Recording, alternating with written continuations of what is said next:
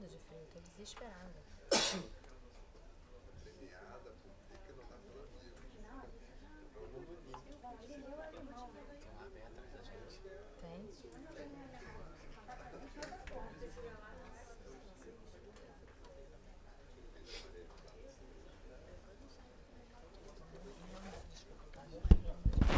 quer colocar? Começar?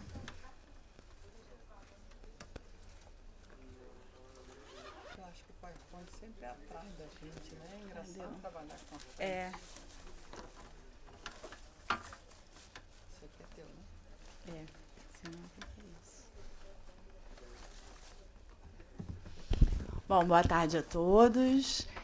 Gostaria de saudar os nossos colegas profissionais, alunos que estão aqui nos prestigiando nessa data, para tratar de um tema tão relevante e complexo, que eu reputo bastante difícil e que geralmente a gente precisa costurar várias temáticas aí em torno do direito das sucessões para que a gente consiga alcançar exatamente o objetivo que aquela pessoa está precisando.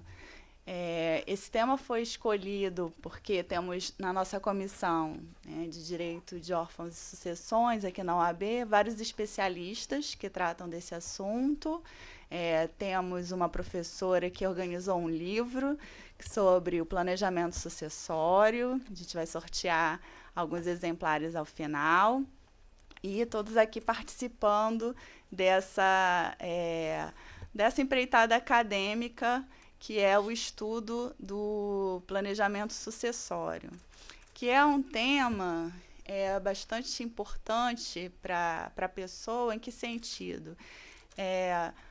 Imagina planejar uma viagem. Eu acho que todos aqui acham bastante agradável, né, pensar no futuro e em momentos felizes que vamos viver, né? O planejamento da viagem já é praticamente a própria viagem, né? A gente já começa a viajar com planejamento. Mas pensar na morte não é uma coisa exatamente prazerosa, né? Ninguém gosta de pensar que um dia a vida vai acabar e que algumas providências de ordem prática vão ser necessárias, e essas providências elas podem já ser adiantadas a partir de um planejamento sucessório.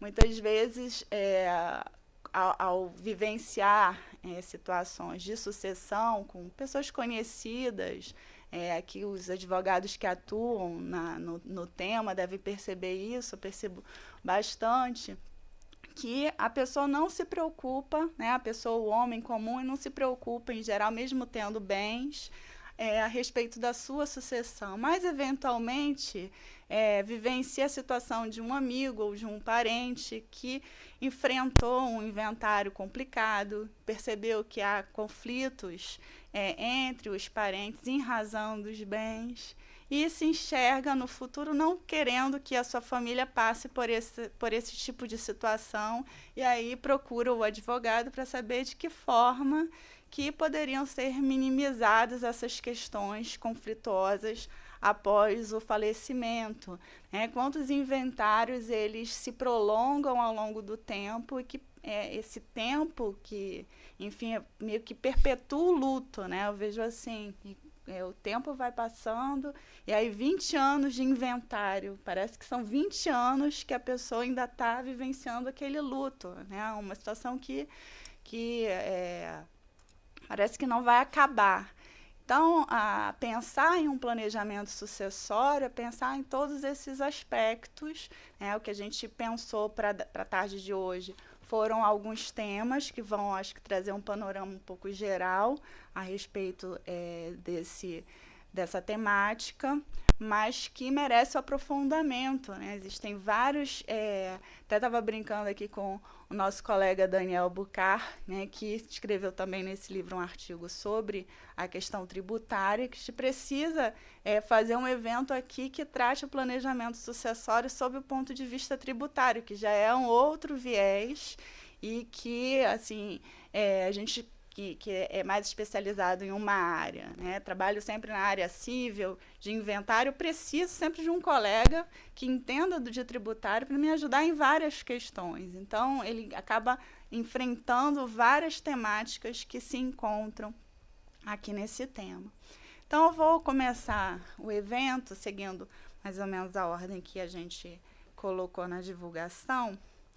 E o primeiro tema que a gente vai tratar aqui é o planejamento sucessório, sua relevância e suas vantagens, que vai ser apresentado pela professora Daniele Chaves Teixeira, que é membro da comissão e tem uma vasta experiência no estudo desse tema do planejamento sucessório. Então, vou passar a palavra à professora Daniele. Alô? Bem, boa tarde, acho que ainda, a todos os presentes. Em nome da Rose, eu cumprimento a banca, a Ana Luísa, o Vitor e a todos os presentes aqui. Queria falar que a gente faz parte da comissão, né, de órfãos de sucessões aqui da OAB, e em função exatamente da comissão, conversando sobre alguns temas, sobre o que a gente poderia estar ajudando. Tivemos já uma reunião dia desse com propostas efetivas lá na Cefaz, Secretaria da Fazenda. E entre essas atitudes falamos do planejamento sucessório. E foi meu tema de tese de doutorado, Direito Civil na UERJ. Inclusive, no livro eu vou sortear no fim do evento. E, em função disso, a tese já foi um grande desafio para mim, porque hoje realmente é só um momento aqui para a gente trazer algumas luzes, né, Ana e Vitor, que eu acho que nem dá para a gente esgotar, e principalmente pelas áreas de parcerias que você tem no planejamento sucessório, né? Não é só um direito civil, você precisa de tributário, você precisa de societário, de outros instrumentos. E aí já começa uma das dificuldades do planejamento sucessório, né? Essa de DIPRE, direito internacional privado, né? Previdenciário, às vezes, tantas outras nuances do direito que envolvem a questão do direito às sucessões no planejamento sucessório. Agora, como o meu tema aqui fala relevâncias e vantagens, por quê? E por que essa ordem, até explicar um pouco? Porque foi em cima desse livro daqui que a gente está fazendo, que é o Arquitetura do Planejamento Sucessório. Nós todos somos autores do livro. A Rose já era para estar na primeira edição, mas vai estar na segunda, se Deus quiser, junto com a Renata. O Daniel Bucar também faz parte do livro, junto com o Caio Ribeiro, que estão aqui, e tantos outros. E ele veio muito em consequência da necessidade do planejamento. Quando eu fiz, um dos capítulos foi algum dos meios, mas eu vi que aquilo era insuficiente, principalmente para a questão prática. E aí surgiu a ideia de coordenar um artigo onde eu não trato só dos meios, de algumas ferramentas do planejamento sucessório. Eu trago alguns assuntos de direitos correlatos, desde incapacidade, arbitragem e tantas outras formas. Trago alguns momentos patológicos, seja de fraude, seja de nulidade, seja a questão da desconsideração da pessoa jurídica. Então, e trago os outros meios também. Então, foi em função disso, como nós três fazemos parte da comissão, que provocou isso. Mas não que isso não seja motivo para outros eventos, porque realmente o tema é muito vasto para esse momento aqui. Eu acho que uma das primeiras coisas é falar que a diferença do planejamento para a viagem é que a viagem é sempre uma coisa prazerosa, né? E eu acho que o planejamento já começa com essa dificuldade, lidar com a morte, né? Isso é uma coisa, um fato bem cultural do brasileiro, da cultura nacional mesmo, de não não termos. Eu acho que é uma questão mais latina de tratar da morte, né? Então, eu acho que as pessoas mais velhas aqui presentes devem ter ouvido muito os avós dizerem: depois eles resolvem isso, depois que eu morrer, resolvem isso. Só que o mundo hoje não está para isso, né? O mundo é muito rápido, o tempo é dinheiro e a justiça é muito morosa, então uma das dificuldades é tratar com isso. Eu tenho um amigo, Sérgio Negre, que também participa, que ele diz que a questão de testamento, Ana, ele fala que testamento no Brasil é questão de série americana, né? Praticamente. Mas se for ver o número de testamentos que é feito no Brasil, os públicos que a gente pode ter no colégio notarial é muito baixo. né? É baixíssima. Alguns dados eu até trouxe também na tese. Então, realmente, não é da cultura, mas só que é uma demanda que está surgindo da sociedade para nós, operadores do direito, né? Exatamente entre alguns pontos, tratar dessa questão da finitude humana, que é a única certeza que a gente tem na vida é que nós vamos morrer, mas exatamente como esse assunto é delicado. Porque é delicado a própria sucessão, seja empresarial, seja você passar para os seus filhos. Então, você pensar que você vai acabar. Então, só que isso está sendo realmente necessário. E, como base do direito sucessório, a gente tem 2 pilares, que é a família e a propriedade. E exatamente esses 2 pilares, qualquer manual, os pilares do direito das sucessões são esses 2, se transformaram muito nos últimos anos. Nós temos um Código Civil que, apesar de 2002, ele tem todo, a gente sabe, o formato de um Código Civil que estava engavetado, um projeto que saiu. Então, assim, o perfil daquela família não é o perfil da sociedade atual, né? Essas transformações que as famílias sofreram, e essa demanda, exatamente por isso que faz da sociedade para nós, operadores do direito. E a questão da propriedade, que hoje eu acho que muito mais do que propriedade, você pode falar é patrimônio, né? Que você tem seu patrimônio de diversas formas. Então, é o outro grande pilar. Então, na verdade, se a gente vê que as bases do direito das sucessões foram totalmente tendo que ser revistas. E a gente não pode estar trabalhando só com projetos de leis ou achar que isso tem que mudar ou não. Então, há muito da realidade que a gente trabalha, muito não. A gente trabalha com a realidade e com os limites possíveis da lei hoje. Tem críticas? Tem. Legítimo é grande, não precisa tanto, pode diminuir. Nós estudamos outros projetos que estão ocorrendo no Brasil, mas a gente tem que trabalhar com a nossa realidade. E a tendência de revisões a pequeno ou médio prazo são mínimas, né? Tem um projeto onde a Ana Luísa coordenou, feito pelo IBDFAN, onde trabalham operadores do direito das sucessões do Brasil inteiro, e foi muito difícil chegar a consensos dentro dessa comissão. Imagina, e não chegou. Imagina isso dentro de uma Assembleia Legislativa, com as pessoas com pouco conhecimento. Então, não vejo por aí. E muito aí aumenta a responsabilidade de nós interpretarmos esse direito, vendo a questão muito mais da função desse direito das sucessões, né, funcionalizando os seus institutos do que de uma forma estrutural. E até trazendo uma citação da professora Ana Luísa, que ela faz em relação à função do direito das sucessões, estabelecer o destino das situações jurídicas transmissíveis do autor da herança conforme ditames constitucionais. E são esses ditames, são esses princípios que são contraditórios entre si, mas que não são excludentes, a própria autonomia com a solidariedade, que eu acho que são os pilares da questão que a gente vai estar trabalhando, e outros princípios. Então, é essa harmonia e sempre vendo o caso dentro da sua função. É muito importante destacar que essa transformação do direito das sucessões não ocorreu só no Brasil, porque são transformações socioeconômicas, isso extrapolam as transformações do direito, são transformações que decorrem da sociedade, do nosso mundo contemporâneo. Em função disso, isso é um fator que está ocorrendo, eu não vou falar no mundo inteiro, mas em alguns países do Ocidente, que vamos fazer um corte aí nos países ocidentais, e que na Europa estão tendo várias reformas, na Alemanha em 2009, no direito das sucessões, na França 2006, 2008, na Espanha alguns códigos como o da Catalunha, mais recentes, que a Espanha tem o seu Código Civil, mas tem das comunidades, e tantos outros que estão revendo o seu direito das sucessões, em função exatamente desses fatores. E a importância também que o direito das sucessões cresceu, né? Eu digo que antigamente o direito das sucessões era o patinho feio, né, do Código Civil, e talvez ele está se transformando num cisne, porque o foco de interesse hoje em dia no direito das sucessões, e aonde quem é da academia sabe que numa graduação pouquíssimas pessoas escolhem esse tema. Em pós-graduação, a mesma coisa. Eu sou coordenadora de pós e pouquíssimos, desde 2009, na UERJ, pouquíssimos temas envolvendo isso. e mestrado e doutorado também na pós estrito sensu. Então, é uma área realmente pouco explorada e que está demandando muito.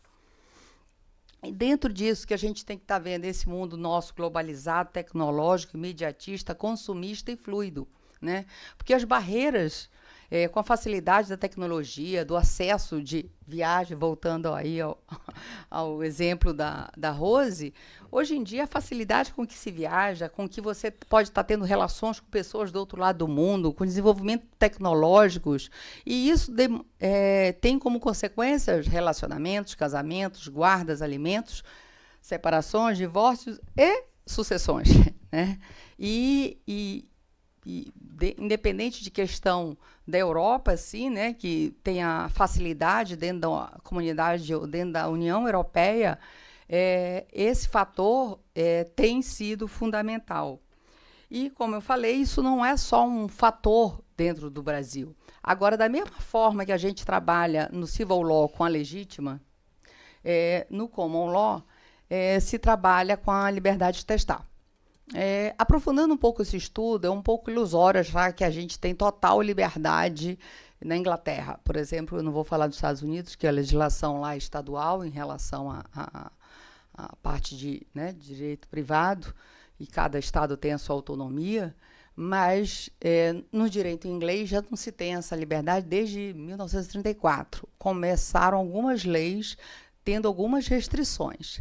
E trazendo muito sinteticamente, essa questão da liberdade, da autonomia, se traduz em tributos, né, na questão tributária. Uma vez o professor Daniel Bucar, falando em Juiz de Fora, lá na Universidade Federal, falou que os Estados Unidos, país mais liberal do mundo, a taxa para transmissão, né, de imóveis, de transmissão de bens, 49%.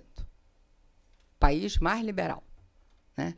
Então, essa autonomia se traduz muito, para mim, em impostos. O Brasil ainda se paga, um dos viés e dos caminhos que eu acho que a gente tem que ver, muito pouco, ainda dentro da América do Sul, mesmo que o Brasil esteja aumentando a sua taxa para o limite de 8%. Quando eu fiz a minha tese, eu acho que só 4 estados tinham esse teto. Hoje, eu acho que quase todos, e se não estão todos, muitos com projetos em Minas, São Paulo e assim por diante. Então, isso é uma realidade, a tendência é que todos cheguem ao teto de 8%, tem projeto também na Câmara de emenda constitucional, mas essa questão tributária é essencial, né? Eu acho que a gente tem que ver o direito das sucessões de uma forma muito mais empresarial mesmo, patrimonial, porque é isso, são questões dessa natureza que vão estar envolvendo na hora da morte. A família, como eu falei, as grandes transformações das famílias, a igualdade entre os cônjuges, a igualdade entre os filhos, as várias formas de entidades familiares, né?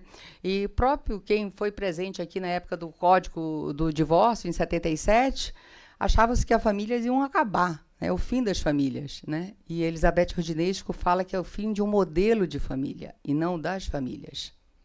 Da mesma forma, a gente pode falar dos bens, né? A quantidade de bens imóveis hoje que você tem, imóveis imateriais, quer dizer, são transformações que sofreram por esse mundo muito mais fluido. Você pode aplicar dinheiro hoje em dia na Bolsa no Oriente, na Europa e acabar nos Estados Unidos, em 3 fusos. Você pode estar transformando, quanto você não pode ter um patrimônio só em bens móveis, com muito maior circulação, facilidade, desburocratização, né? Então, toda essa base teve muitas mudanças. E o planejamento sucessório, né? Eu acho que a grande importância de um planejamento e a segurança de um planejamento sucessório é que ele tenha que ser eficaz e eficiente. Não adianta, não me atende você fazer um planejamento com um grande risco daquilo vir a ter uma nulidade. E que isso é uma das complexidades. Exatamente pelo próprio planejamento envolver outras áreas, a Ana Luísa sabe que muitos escritórios grandes já se começam um planejamento com um tributarista, um societário e um civilista. Mas muitos outros fazem parcerias de escritórios, né? Porque se você sozinho, nós estamos falando em vários tipos de patrimônio, né? E o planejamento sucessório, eu acho que também outra importância é que muitas vezes ele é só pensado que ele é para burlar a legítima, né?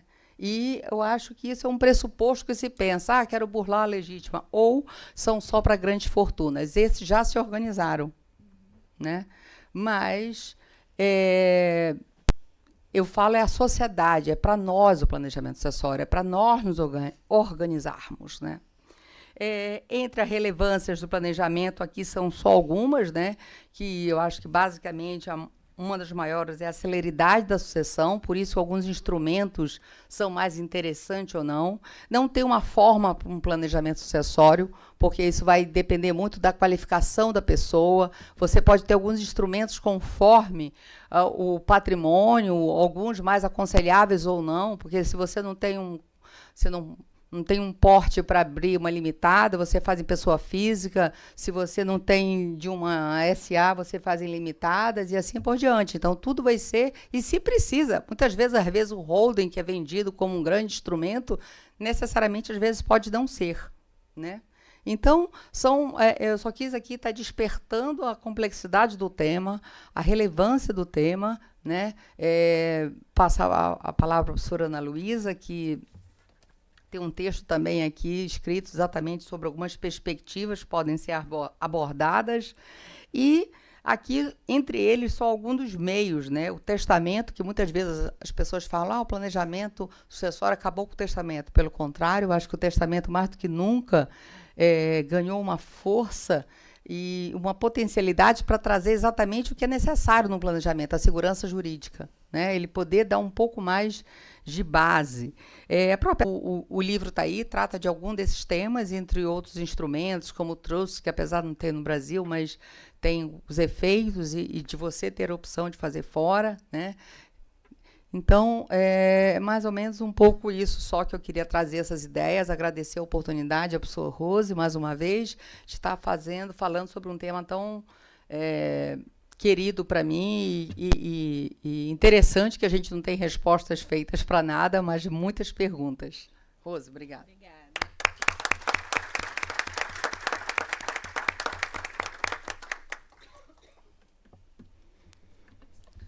Agradecendo, claro, a professora. Nossa, passadora ali. Eu pedi para dar, mas eu te interrompi.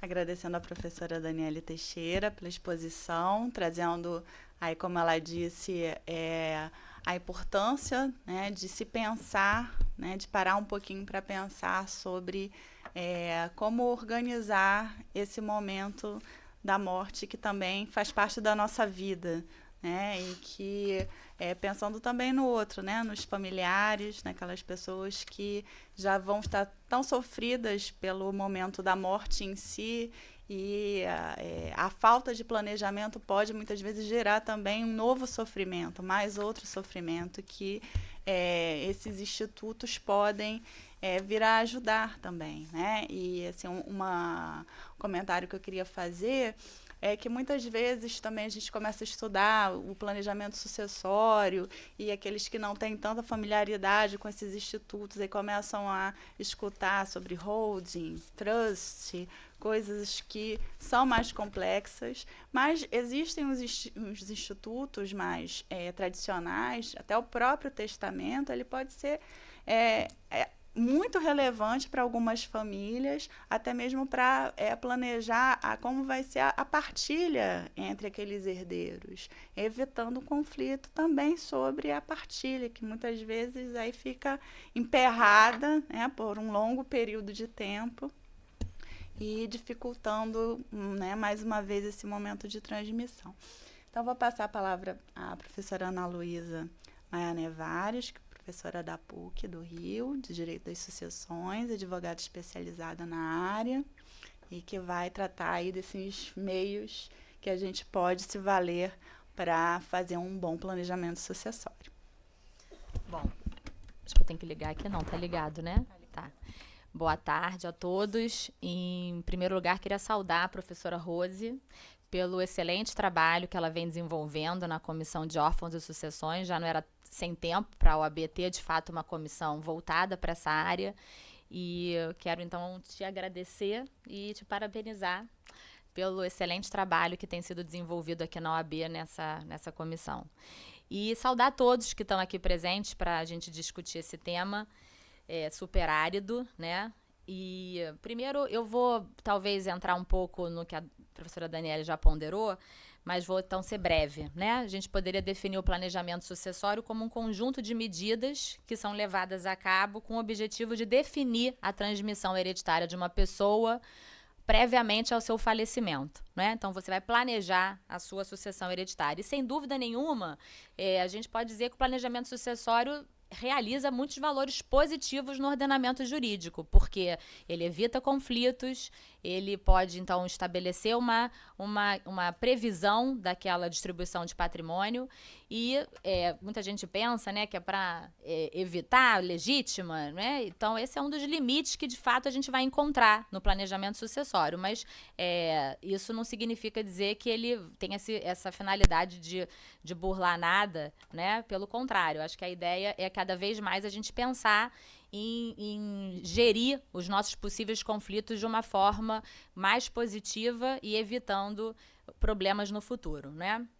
Bom, então, a legítima é a nossa principal limitação ao planejamento sucessório, mas também temos uma outra limitação, que é uma escassez de instrumentos, porque a gente não tem, talvez, tantos instrumentos que outros países têm, principalmente do sistema da common law, onde a propriedade é muito mais dúctil do que a nossa, a propriedade é muito mais flexível. Então, realmente, os instrumentos são maiores do que os que a gente tem aqui. Então, de limitações, eu poderia dizer que são duas.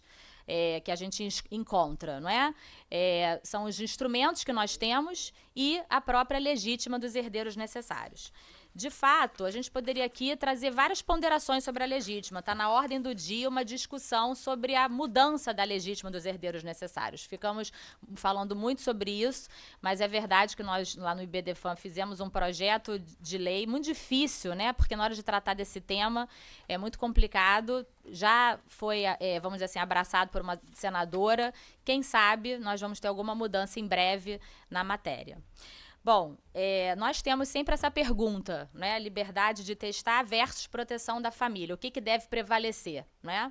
É verdade que nos países da civil law a gente tem uma legítima mais rígida, enquanto que nos países da common law existe uma liberdade, uma prevalência da liberdade de testar, mas sempre com o pensamento de não deixar a família nuclear desprotegida.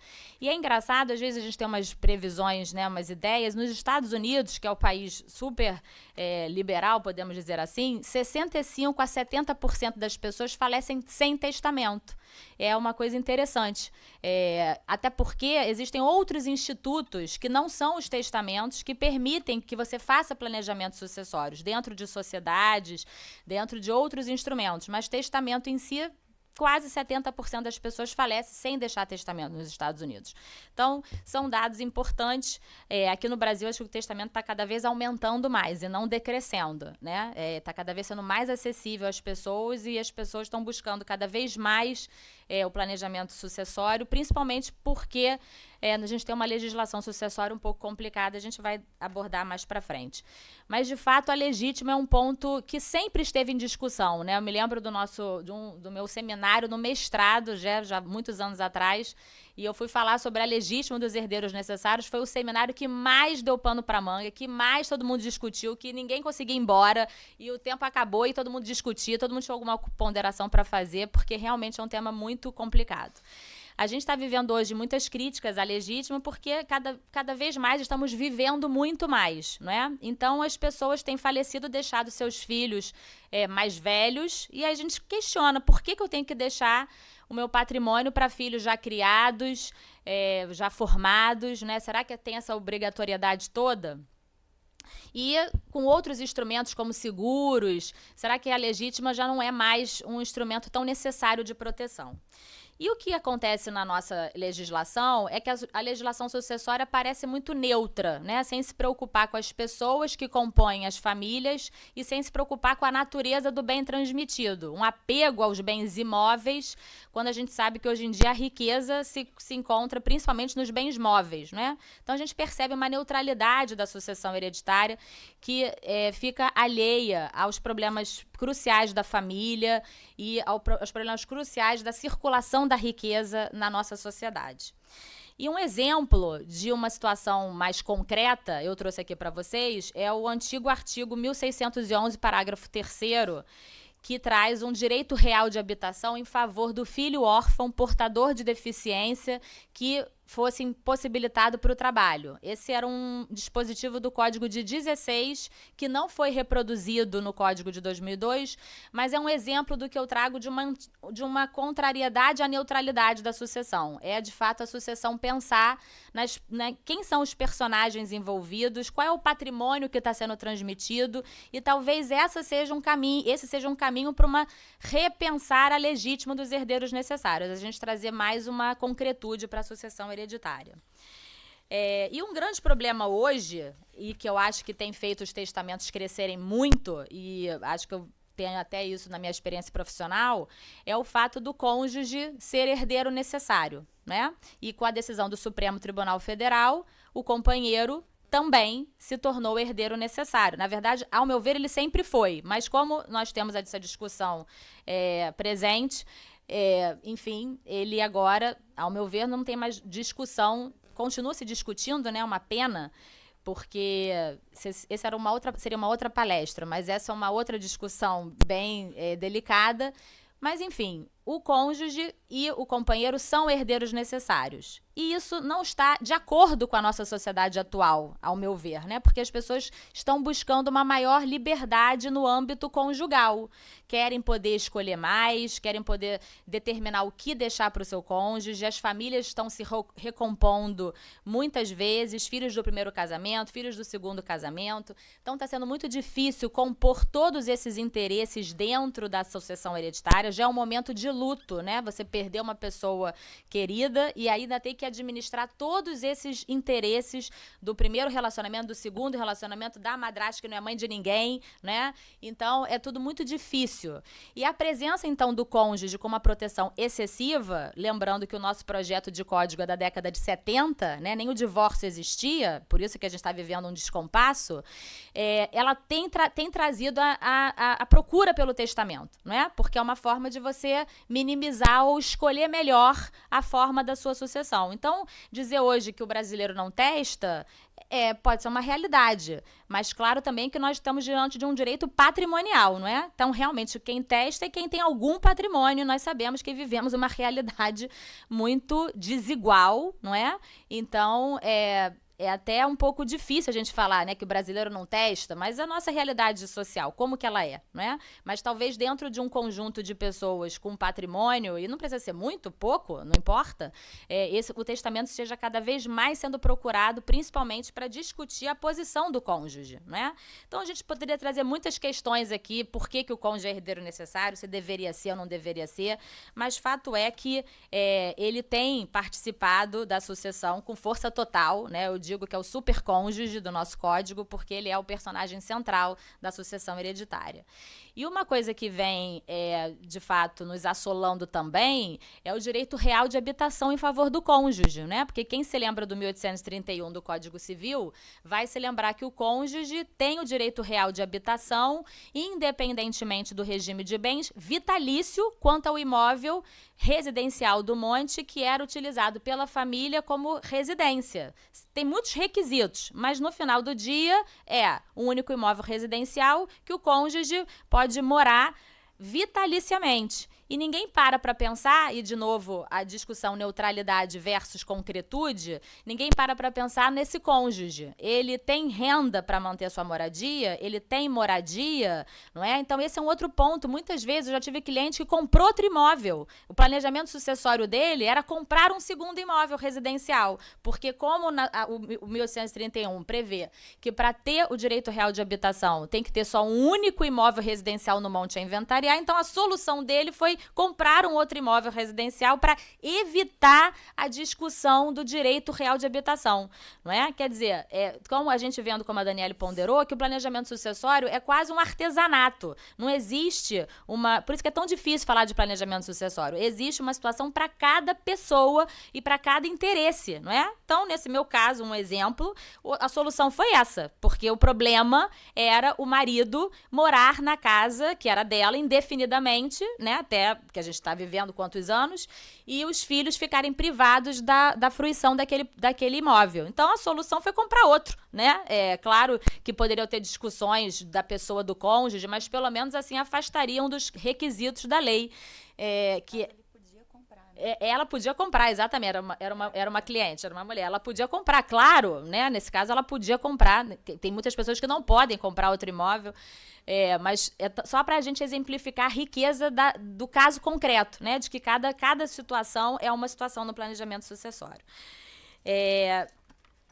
E a gente, então, pensando nisso, né, a gente poderia, de fato, cogitar aqui de reforma como um todo no direito sucessório para talvez minimizar essa insegurança, né, pensar realmente numa concretude maior do direito sucessório, principalmente na pessoa dos vulneráveis, né, pessoas que são idosas, pessoas com deficiência, né, e até...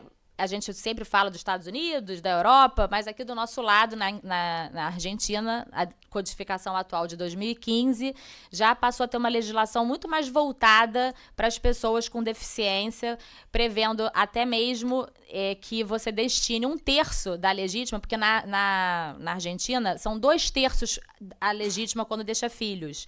Então, o legislador permitiu que você destinasse 1/3 dessa legítima para herdeiros que fossem deficientes, vulneráveis, já tentando mais atender a autonomia do testador, né?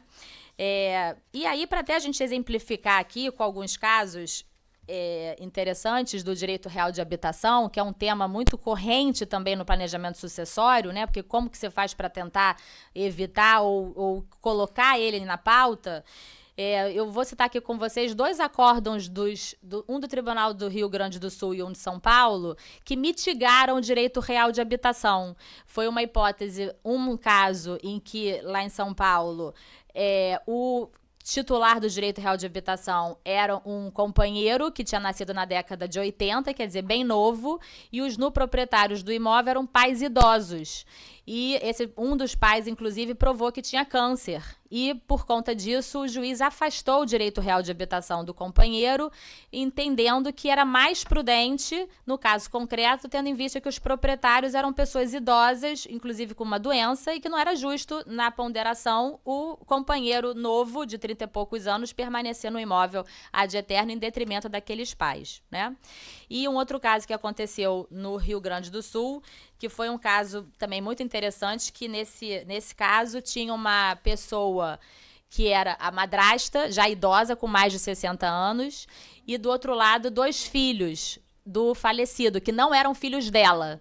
Então, a menina virou curadora com a morte do pai do irmão que tinha síndrome de Down. Então, era um irmão com síndrome de Down, a irmã e a madrasta. Então, o pai morreu, imagina só, uma destruição total da família, né? Uma coisa difícil de administrar. E a madrasta e os filhos tinham uma relação péssima. E o tribunal, então, em que pese ela ter o direito real de habitação pela lei, afastou esse direito por conta da questão do filho, que ele deveria ficar na casa e não a madrasta, porque ele era uma pessoa vulnerável e ela, apesar de ter 60 anos, tinha onde morar e tudo. Então, poderia se mitigar esse direito real de habitação. Esses exemplos é para a gente até perceber como o direito sucessório está se modificando, está sendo questionado, está sendo colocado em debate, não é? Mostrando que a gente precisa realmente repensar nesses personagens que estão transitando aqui no direito sucessório, nas relações concretas do direito de família. E se for, então, para a gente começar a pensar, né, nos instrumentos para o planejamento sucessório, o que eu tenho de opções? Em primeiro lugar, é importante registrar o artesanato. Cada caso é um caso específico.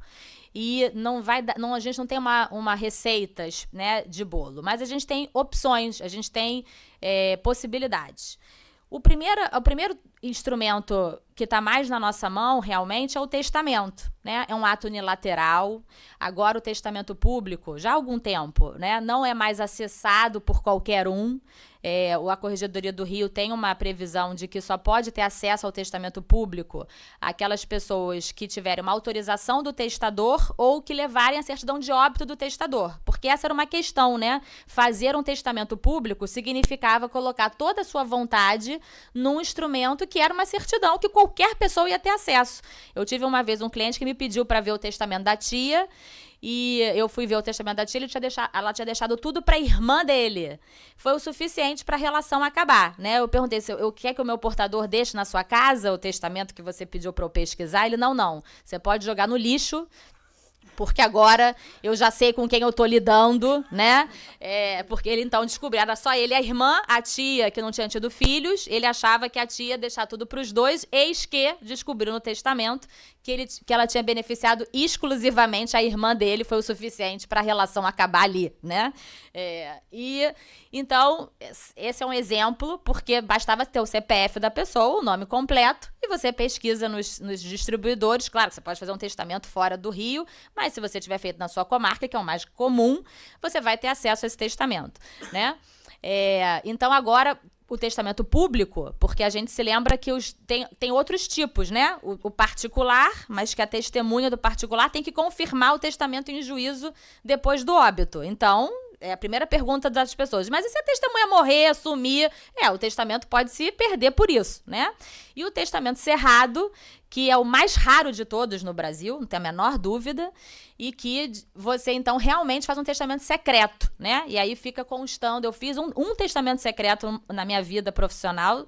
Graças a Deus não sou tão idosa assim, né? Mas já fiz alguns testamentos e o cartório inteiro parou para ver a lavratura do testamento cerrado, que era uma coisa super rara, né? E depois ela ainda me deixou como guardiã do testamento cerrado. Então eu fiquei com um toque, porque todo dia eu ia embora e eu dava uma olhadinha para ver se ele estava ali o testamento cerrado, porque aquele, né, documento filho, né, único, porque realmente não pode, né, rasgar, porque, né, acontecer nada. Graças a Deus, depois ela quis revogar o testamento, eu entreguei de volta, ufa, né, e tem que fazer uma audiência para abrir o testamento. Então, mais comum é o público. E agora, podendo, sabendo, né, desculpe, que a pessoa não vai ter acesso àquele documento, é mais tranquilo, né? Porque você fica mais seguro de saber que a sua família não vai se despedaçar porque ninguém vai ter acesso ao testamento. Pode ser pior, né? A pessoa ficar perguntando no jantar: papai, o que você colocou naquele testamento que eu descobri que você lavrou, né? Aí ele inventa, né? Cria uma história qualquer e a pessoa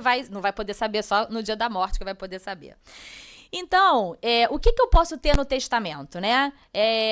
Todo mundo sabe que é disponível o objeto do testamento em si, porque é um lugar para eu deixar disponível para quem eu bem entender, não é?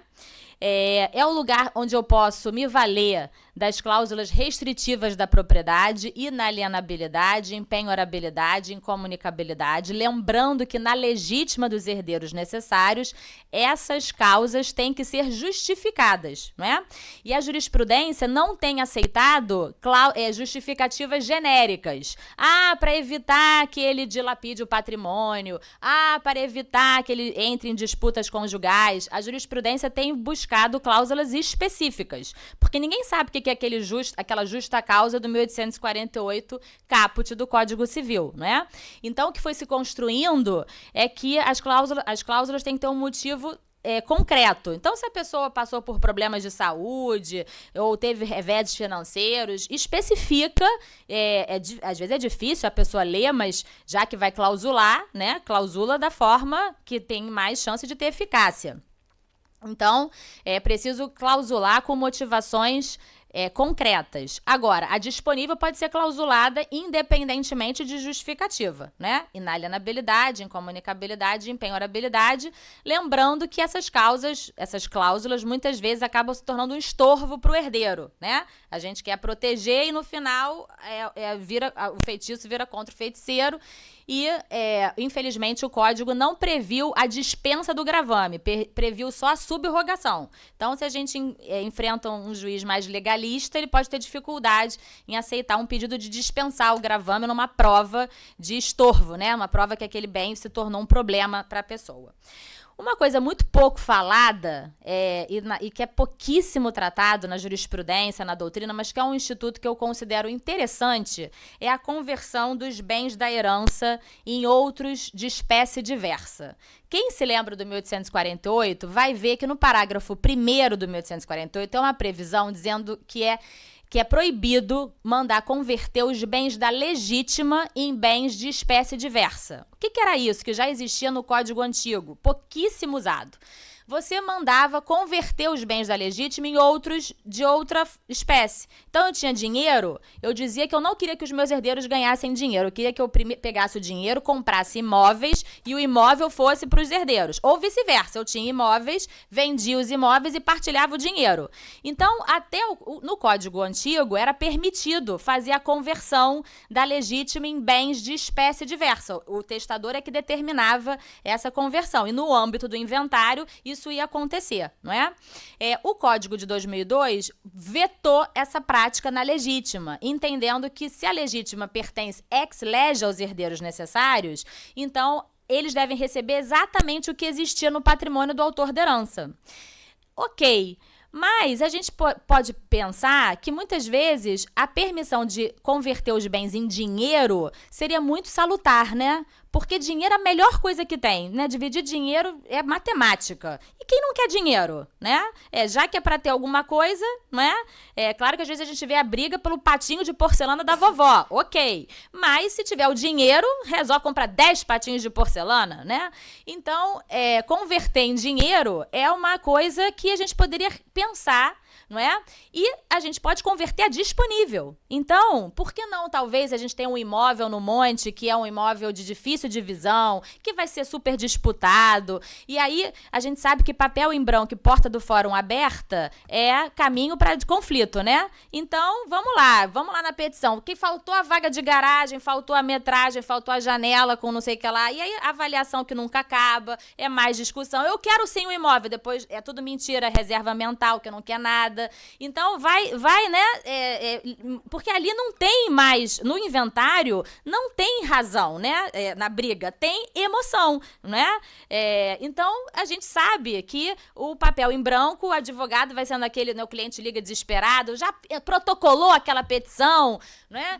Então, se a gente puder pensar em ferramentas para evitar esse litígio, quem sabe a conversão dos bens pode ser uma boa ideia, né? Converter um elefante que é branco em dinheiro logo para evitar, já pula várias petições que a pessoa poderia fazer, já não pode mais fazer porque aquilo o testador mandou converter em dinheiro e dividir a herança, não é? Então, hoje a gente pode pensar nisso, mas nos bens da disponível, não nos bens da legítima, porque o 1848, parágrafo 1º, proíbe quanto aos bens da legítima. Uma outra coisa super interessante, que a Rose até começou a ponderar aqui, é a composição dos quinhões. O artigo 2014 do Código Civil permite que o testador estabeleça o que ele quer que componha o quinhão de cada um, mesmo com a legítima. É lógico que você não pode dar o pior para um herdeiro necessário, né? Que nem um caso que eu gosto às vezes de brincar. Tem R$1 milhão em obra de arte e R$1 milhão em dinheiro. Para o herdeiro A ficam as obras de arte, para o herdeiro B o dinheiro. Gente, não deu, né? Porque óbvio que eu prefiro ficar com R$1 milhão em dinheiro e comprar as obras de arte que eu bem entender, né? Obra de arte é lindo de morrer na sua parede, mas vai vender uma obra de arte, é muito difícil, né? Então, nesse caso, a gente ia ter uma partilha muito desequilibrada, não é? E talvez sem nenhum motivo, porque se a gente tem algum vínculo do herdeiro com o bem, pode ser que faça sentido essa partilha desequilibrada qualitativamente, pela natureza do bem. Agora, se não tem nenhum vínculo do herdeiro com o bem que justifique aquele desequilíbrio qualitativo, eu vou entrar numa discussão dessa composição dos quinhões. Então, nessa composição, tem que atentar para uma tentativa de maior igualdade possível qualitativa e, evidentemente, protegendo a legítima dos herdeiros necessários.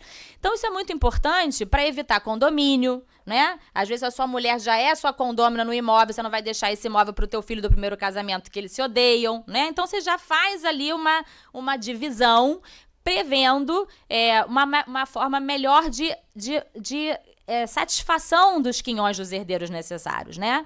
E essa previsão está no 2014, então, do Código Civil. Então, mais um instrumento à nossa disposição para o planejamento sucessório.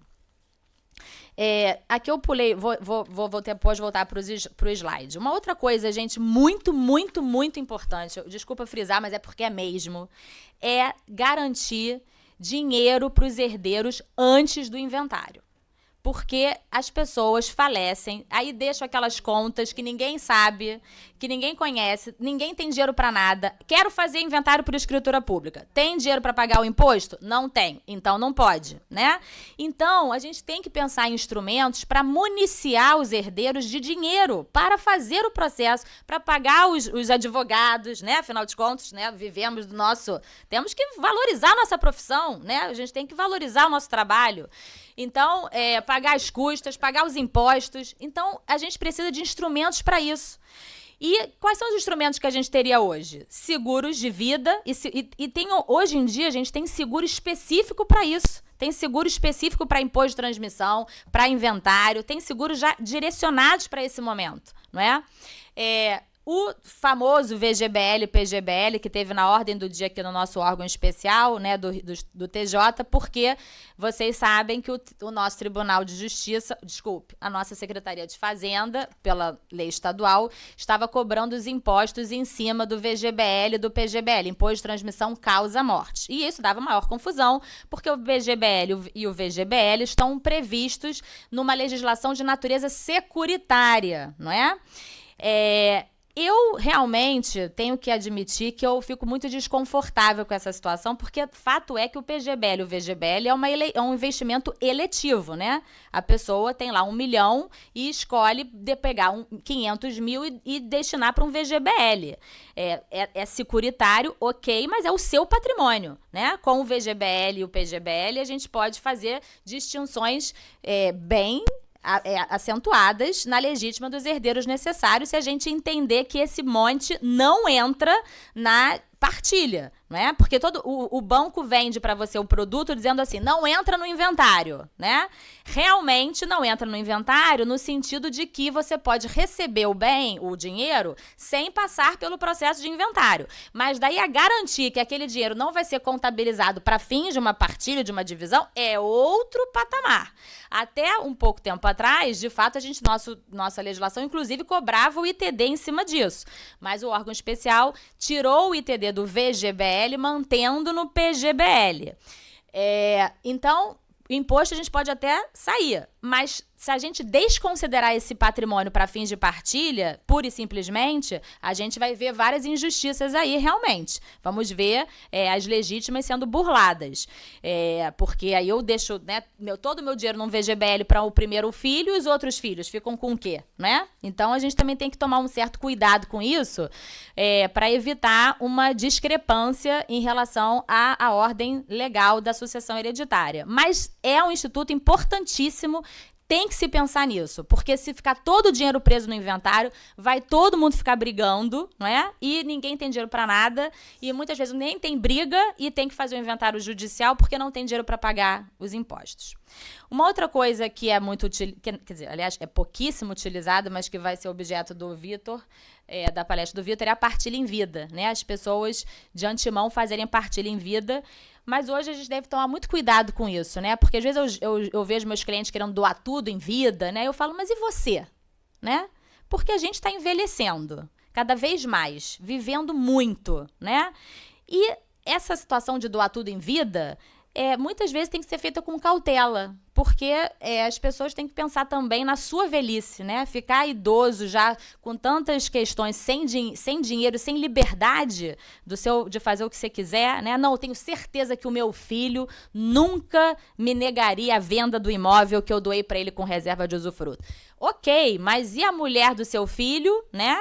E o seu filho estiver incapaz numa cama, sem poder se manifestar, porque as pessoas, a vida, ela é um flash, né? A gente está muito bem aqui, de repente acontece uma situação inusitada e que a gente nunca poderia imaginar. Eu me lembro até hoje um caso, eu estou aqui com as minhas sócias Ingrid e Maria, e a gente estava fazendo uma doação de um patrimônio. É porque é muito penoso esse caso, realmente. A gente estava fazendo uma doação de um pai e uma mãe para 2 filhas, de 2 imóveis. No dia anterior à doação, estava tudo pronto, imposto pago, certidão, tudo. Ele ligou pra gente no dia antes. Aliás, foi no dia. No dia. A escritura era 2 horas, ele ligou pra gente, tipo, 11, meio-dia, e falou: olha só, a gente não vai mais fazer a escritura. A minha filha de 32 anos teve um AVC e está no hospital, incapaz, totalmente em coma, com um filhinho de meses. E ela está até hoje em coma, isso já tem mais de 1 ano e meio. Então, a gente ficou assim, estatelado, estamos até hoje na Secretaria de Fazenda tentando levantar o dinheiro de volta, né? Porque a doação não foi feita, mas estava tudo pronto, tudo pronto. E aconteceu isso. Então, são só coisas para a gente pensar a importância do planejamento e até refletir essa antecipação, né? Querer se desfazer tudo.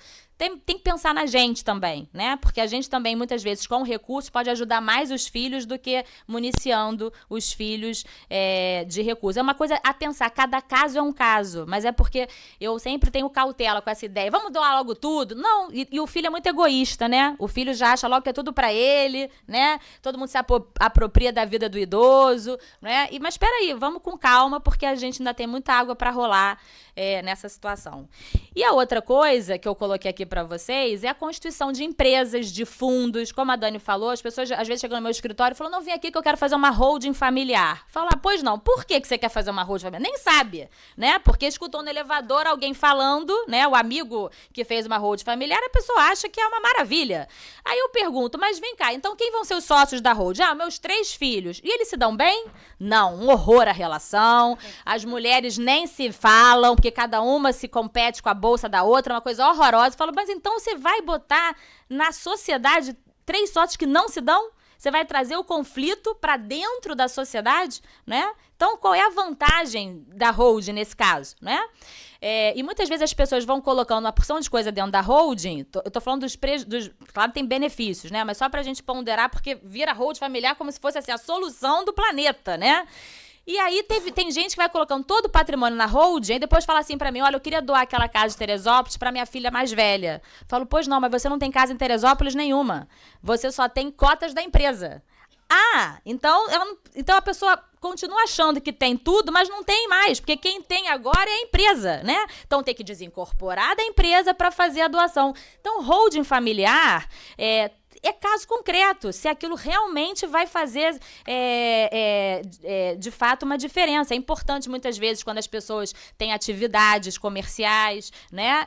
E aí você pode fazer contratos de acionistas, contratos de cotistas, para certas matérias votar em bloco, outras não votar, dividir ações ordinárias, preferenciais. Agora, até as próprias limitadas podem ter ações preferenciais que não têm direito a voto, mas a pessoa recebe dividendos. Então, aquele filho que não tem nada a ver com a empresa, vai ser um saco nas reuniões, vira um acionista preferencial e vai ganhar os dividendos. Então, são situações em concreto que se deve analisar nos casos das empresas familiares, que é o que sustenta o nosso país, né, gente? A gente tem que saber que o que sustenta o nosso país são as empresas familiares e a gente vê patrimônios indo pro espaço e empresas também com a sucessão hereditária. Então, claro que é um cenário importantíssimo, mas não é para qualquer um, não é para qualquer hipótese, né? É a situação em específico.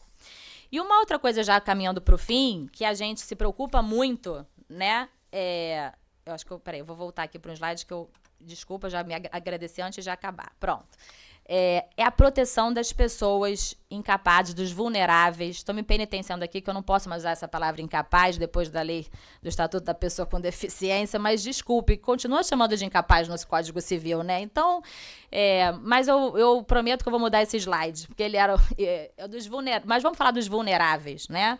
Dos menores, das próprias pessoas idosas, né? Uma coisa que eu me questiono muito é que quantas vezes uma pessoa falece, deixa um filho formado, muito bem de vida, e um pai idoso dependente, né? A gente tem que repensar essa situação, né?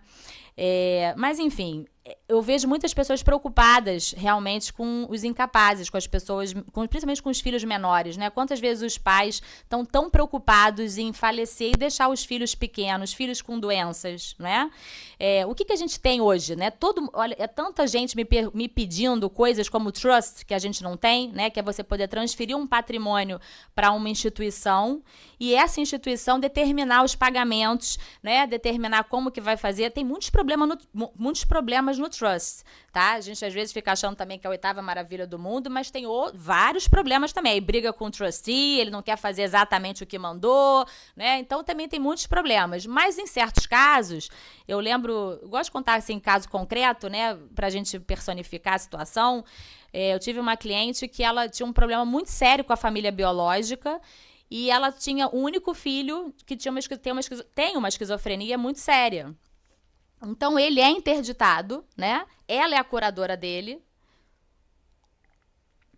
mas ela não tem ninguém em quem ela confia para o momento do falecimento dela, né? Ela não tem, e ela é muito, muito rica, sabe que vai deixar um patrimônio muito grande para esse filho, que tem uma esquizofrenia muito grave, e fica desesperada, porque acha que a família biológica que ela odeia vai ficar torcendo para o menino morrer, porque eles é que vão ser os herdeiros, né, no futuro, porque ele não tem capacidade. Eu até já falei, vamos fazer um testamento para ele, vamos fazer um laudo de um psiquiatra, ou dizendo que ele entende o que é o testamento, que ele tem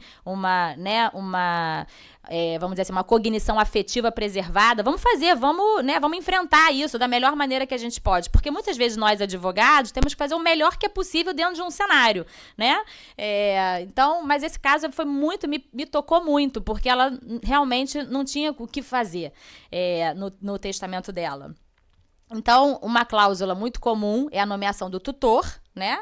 Ou da indicação de alguém para ser o curador, se você tiver um filho maior incapaz, não é? E a gente lembra que o 1746 do Código permite até mesmo que os pais indiquem os valores para serem utilizados no curso do exercício da tutela e da curatela. Então, há uma flexibilidade na questão da tutela e da curatela que são importantes para serem utilizadas nos testamentos, né? Você já prevê, tem pessoas que têm patrimônio grande e querem estabelecer até uma forma, dão sugestões e recomendações para o tutor e para o curador de como administrar, o que ele pode gastar por ano, com o quê, não é?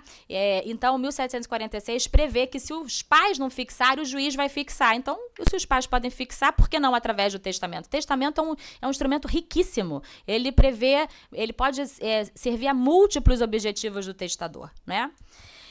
E também a gente falar aqui da tutela e da curatela compartilhadas, né? Que podem ser compartilhadas no sentido de ambos atuarem em conjunto nas mesmas funções ou conjunta. Cada um ficar responsável por uma coisa, né? Um fica responsável pela tutela pessoal, o outro pela tutela patrimonial. Você reza para eles se darem bem, né? Porque imagina, né? Mas todo mundo em prol, tem muitas coisas bonitas e pessoas, né, que vão fazer o melhor e agir em prol daquela pessoa vulnerável. Então a gente dividir as funções conforme a pessoa e conforme aqueles que você vai designar como tutor, como curador, nomear substitutos, não é? Então é um instituto rico e a gente pode fracionar essa tutela e essa curatela conforme a situação em concreto. E um outro... Peraí, que os meus slides ficou meio embolado aqui. Tô voltando para trás, né? Peraí, já tô acabando. E uma coisa que a gente tem utilizado muito nos nossos testamentos, que também outro instituto apagado do Código, né? Que nem a conversão dos bens da legítima. Mas é a nomeação de um curador especial, quando você nomeia um herdeiro menor, para você afastar aquele bem da administração e do usufruto dos pais do herdeiro, né? Serve bem para aquele casal que brigou de morte para a vida inteira, né? E aí pensa que vai falecer e vai deixar o patrimônio e a bruxa, né? Ou bruxa que vai administrar porque... né? Então, mas brincadeiras à parte, às vezes tem situações que você realmente se preocupa, né, com como que aquele patrimônio vai ser administrado. Às vezes é um patrimônio que compõe, porque o nosso patrimônio cada vez mais se conjuga com outros, né? Os patrimônios são imbrincados e podem ser questões empresariais importantes. Então, tem dois de institutos no código que eu trouxe aqui para vocês que são que prevê as possibilidades de você nomear um curador especial para bens que são de menores quando eles são designados como seus herdeiros no testamento, não é? É o 1693 e o 1733. Esse curador especial vai ter que prestar contas, não é? Vai ter que... A gente não são só bônus, né? Aliás, quase só ônus, né? Você ser um gestor de um patrimônio alheio, mas você está fazendo... Pode até ser remunerado pelo seu... Aliás, deve ser, né? Porque senão ninguém... Né, tem altruísmo até um certo ponto, né? Imagina você ficar lidando com os problemas da família dos outros, mas é um instituto interessante que a gente explora pouco e pode ser um caminho meio termo aí do nosso trust que a gente não tem, mas a gente pensar num terceiro para designar, para administrar um patrimônio, prevendo uma remuneração, prevendo alguma coisa, para evitar uma gestão do pai ou da mãe que eventualmente o testador não confie, né? Mas claro que a princípio isso seria só na cota disponível, né? Então, eu falei aqui de instrumentos que nós temos hoje possíveis, voltando a frisar que não tem receita de bolo, é artesanal o caso concreto. A gente tem que extrair do cliente, né, o que ele precisa, às vezes até ponderar que o que ele está pensando não é o melhor, não é? E a gente realmente poderia pensar em perspectivas, né? Uma primeira perspectiva é a revisão da legítima, principalmente em relação ao cônjuge. Ninguém sabe muito bem o que fazer com o cônjuge, né? Porque todo mundo quer uma maior liberdade, mas também ninguém quer deixar o cônjuge totalmente desprotegido na sucessão hereditária. Então é muito difícil esse meio termo, né? O que fazer com o cônjuge. A gente pensar na conversão da legítima em dinheiro, acho que poder converter o bem em dinheiro é ótimo, né?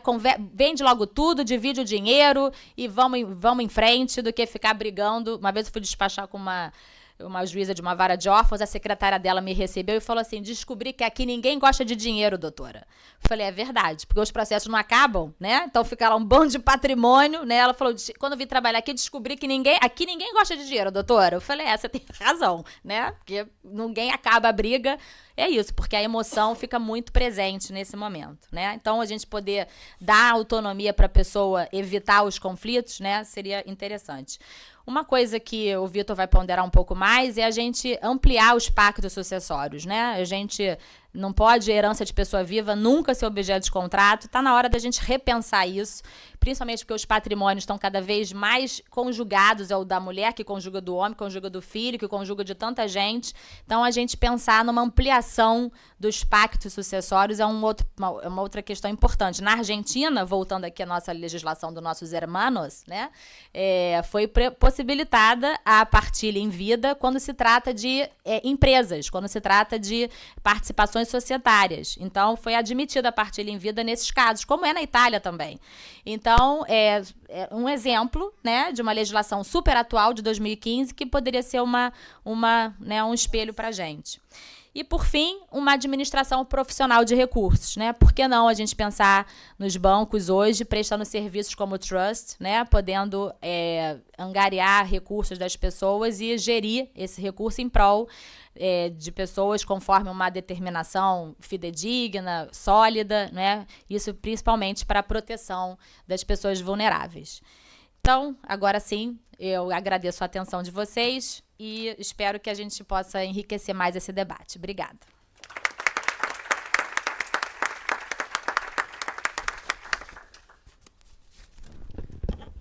Bom, a gente que agradece a professora Ana Luísa pela exposição, por trazer tantos instrumentos úteis no nosso planejamento sucessório e, como foi dito, que a gente possa pensar em cada caso qual que seria o melhor instrumento para aquele cliente, né? E que, assim, eu poderia destacar que me chamou bastante a atenção, Ana, da sua exposição, tá um pouco margeando o próprio direito sucessório, porque se falou muito, assim, você falou uma frase, tem que, antes de fazer o planejamento sucessório, tem que extrair do meu cliente o que ele quer.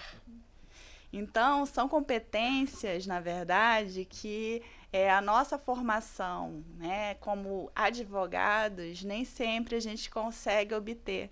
Então, acho que aqui na mesa, e muitos aqui, a gente vem convivendo bastante outros ciclos de debates, ciclos de mediação, de advocacia colaborativa, onde várias competências, principalmente a escuta ativa, né? O advogado ele precisa escutar, e muitas vezes o inventário que não desenrola, os clientes ali, eles estão um pouco também influenciados pelo que os advogados estão. A briga nem sempre é só dos clientes, né? Às vezes a briga também é dos advogados, e os advogados, como um papel de trazer a justiça, né? Essa promoção da justiça, o que ela é? Acho que a gente precisa também refletir um pouco sobre isso. E no âmbito do direito sucessório, várias coisas que a professora Ana Luísa falava, eu pensava, onde está o mediador?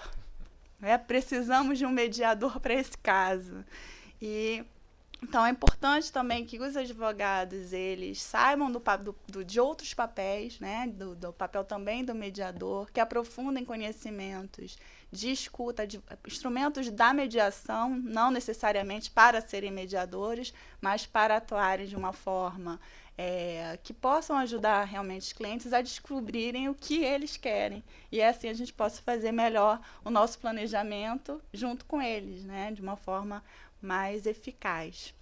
Então, vou passar agora a palavra ao professor Vitor Almeida, que escreveu um artigo nesse livro que a professora Daniele mencionou, Arquitetura do Planejamento Sucessório, sobre a partilha em vida, trazendo também essa questão, né, que muitas vezes as pessoas, como a professora Ana Luísa falou, estão loucas para se livrar daquele problema em vida, nem vislumbrando que um dia, né, na sua velhice, vão precisar daquele patrimônio ainda para a sua própria vida, né, que é um peso a se colocar. Então, professor Vitor. Obrigado, Rose. Boa noite a todos. Saúdo, em primeiro lugar, a própria Rose pela liderança impecável da nossa comissão. A professora Ana já tinha comentado, de fato, foi já em hora tardia, né, a criação dessa comissão no âmbito da OAB e, de fato, a Rose tem feito um trabalho incansável. Cumprimento ainda a professora Daniele, que, de fato, tem feito um trabalho incrível, né, liderando uma obra importante no planejamento sucessório. E, sem sombra de dúvida, como eu costumo falar com os meus alunos, né, quando a gente fala de marco teórico em projeto de pesquisa, eu vou ter aqui o desafio dramático de falar ao lado do meu marco teórico em direito sucessório aqui no Brasil, que é da professora Ana. Então, de fato, não somente meu tema é dramático, porque falar de partilha em vida é falar muito mais de angústias, dilemas e problemas, né? É um instituto muito pouco debatido na doutrina, um instituto muito pouco utilizado. Na verdade, a relação da partilha em vida com o planejamento sucessório é uma relação umbilical, porque era um instituto que estava praticamente virando um artigo de museu, e o planejamento sucessório acabou revitalizando de alguma forma e tornando esse instituto talvez, né, útil de alguma maneira, apesar dos inúmeros problemas, mas, por outro lado, sem sombra de dúvida, a falta de regulamentação, a falta de debate, a falta de trabalhos dedicados a esse tema também tem gerado uma forte insegurança em relação ao uso da partilha em vida, em relação à estabilidade dessa antecipação da partilha no momento da abertura da sucessão. Então, é um instituto que, de fato, tem aí trazido uma série de questões, né? É um instituto, por um lado, problemático, mas que tem um potencial incrível, né, como instrumento possível do planejamento sucessório. Vou dividir, portanto, a minha fala em 4 momentos. Vou falar um pouco sobre a disciplina jurídica atual da partilha em vida, exatamente para demonstrar um pouco quais são as principais discussões em torno desse tema. Depois, quais são os objetivos centrais da partilha em vida, de que maneira a gente pode repensar um pouco a partir das suas características, né, numa revitalização desse instituto, de que maneira ele pode, de fato, trazer algumas vantagens interessantes ao planejamento sucessório, sem sombra de dúvida passar, né, sobre uma questão central, que é a sua validade. É um instituto que, de fato, sem sombra de dúvida, tem enfrentado esse grande dilema, né, até que ponto permanece sendo válido após a abertura da sucessão e, né, de que maneira ele vem funcionando ou como que a sua função tem sido debatida em torno do planejamento sucessório. Há algum tempo atrás, eu tinha conversado com a professora Rose, e aí hoje eu tentei me debruçar, falei, é um instituto anacrônico, né, a Partilha em Vida, e eu estou me tornando um pouco analógico, e na medida que eu estou me tornando analógico, desde já eu também tenho me tornado um pouco anacrônico. Então tentei fazer um preze, né, falei, não vou fazer mais PowerPoint, e vou, a partir de hoje, também tentar me renovar, como a Partilha em Vida está tentando se renovar e fazer um preze. Mas não funcionou muito, tá, gente? Então, na verdade, a tentativa era de um preze, era até em homenagem à professora Rose, eu lembrei muito dela esse final de semana, eu falei, eu vou tentar também me reinventar nessa apresentação, mas o que vocês vão ver aí é uma tentativa de preze, já que não abriu no computador aqui da OAB, tá? Mas vale a tentativa, ok?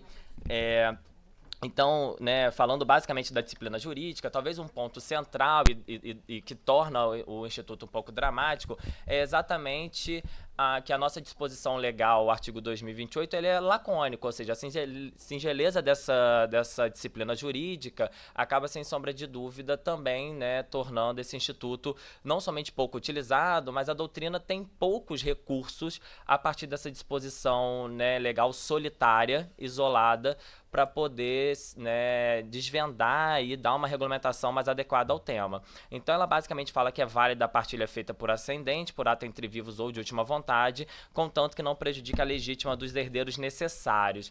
Aqui a gente já pode, na verdade, tratar de dois temas distintos. Eu vou me debruçar especificamente sobre a partilha em vida, né, ou seja, a partilha feita por ato entre vivos e não a partilha feita por testamento, que aí já seria, logicamente, uma outra possibilidade. E uma limitação muito forte, ou seja, a gente volta a discutir a questão da legítima, uma questão que já foi tão bem tratada pela professora Ana, mas sem sombra de dúvida, talvez o principal obstáculo, o principal empecilho, né, para que o tema da partilha em vida possa de fato se desenvolver e possa ser um instituto útil, um instituto que possa ser utilizado de maneira mais recorrente como instrumento do planejamento sucessório, é exatamente a limitação da legítima.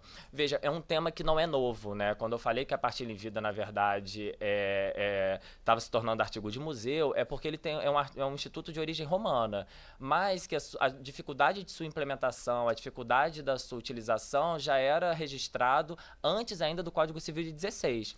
Ou seja, o próprio Clóvis Bevilacqua tem um termo que para mim é interessante, que ele excluiu inicialmente a partilha em vida do Código Civil de 16 exatamente por entender que era uma planta exótica e queria gerar talvez um número maior de discórdias e problemas jurídicos do que de fato uma solução útil em determinados casos. Acabou que a comissão revisora entendeu por bem resgatar a partilha em vida e incluir no Código Civil de 16.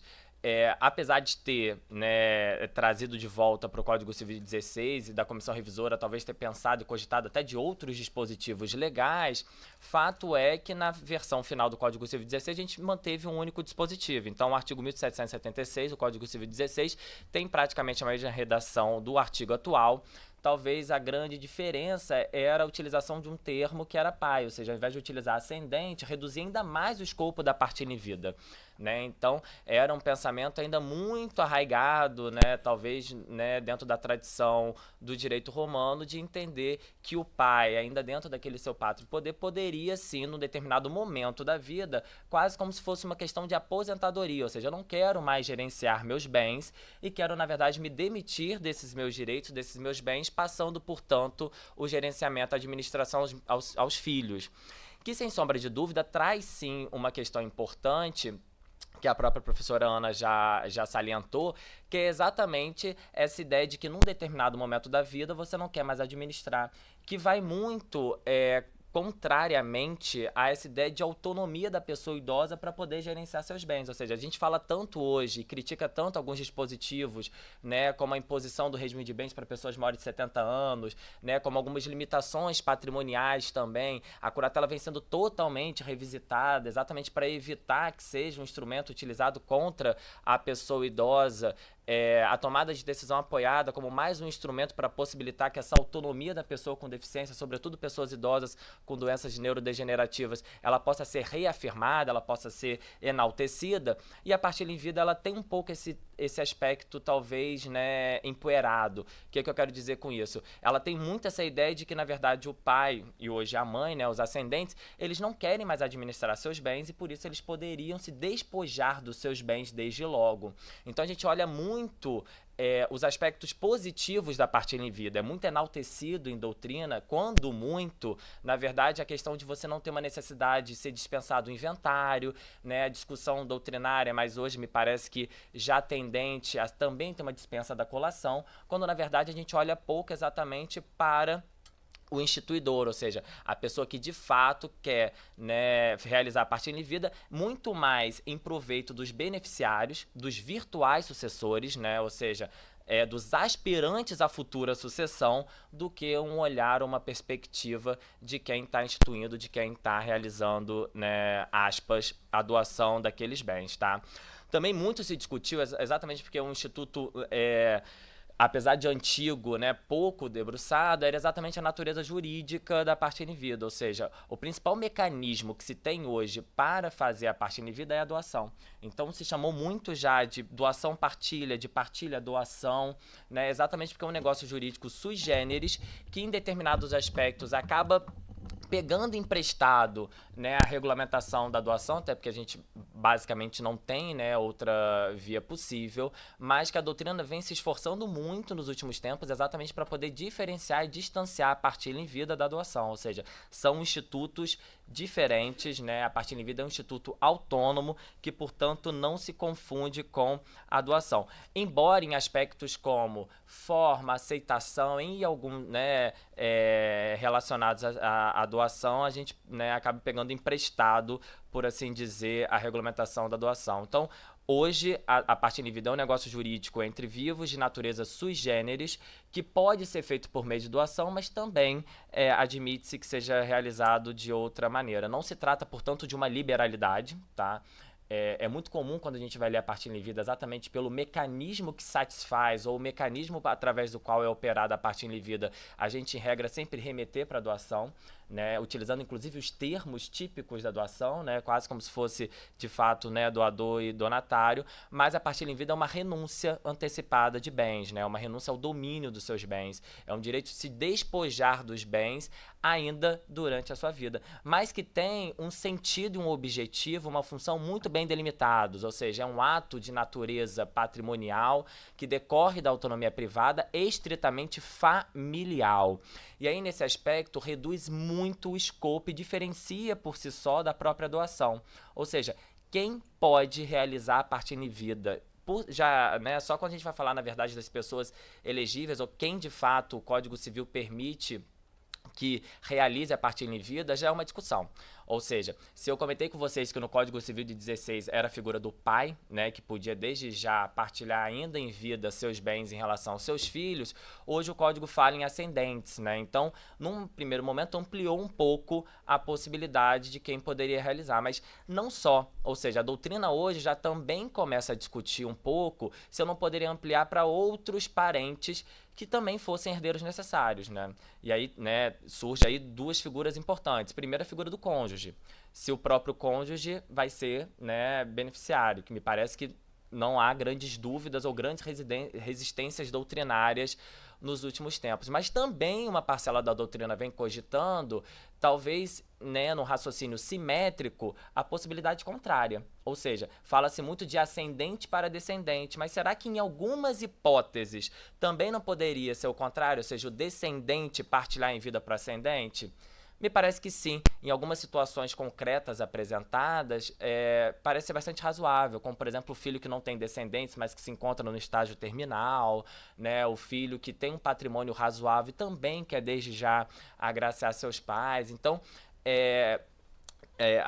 a figura, né, da partilha em vida, ela já suscita discussão e debate a partir do momento que quem pode realizar a partilha em vida, né? Então, tanto essa figura acaba também suscitando esse tipo de discussão.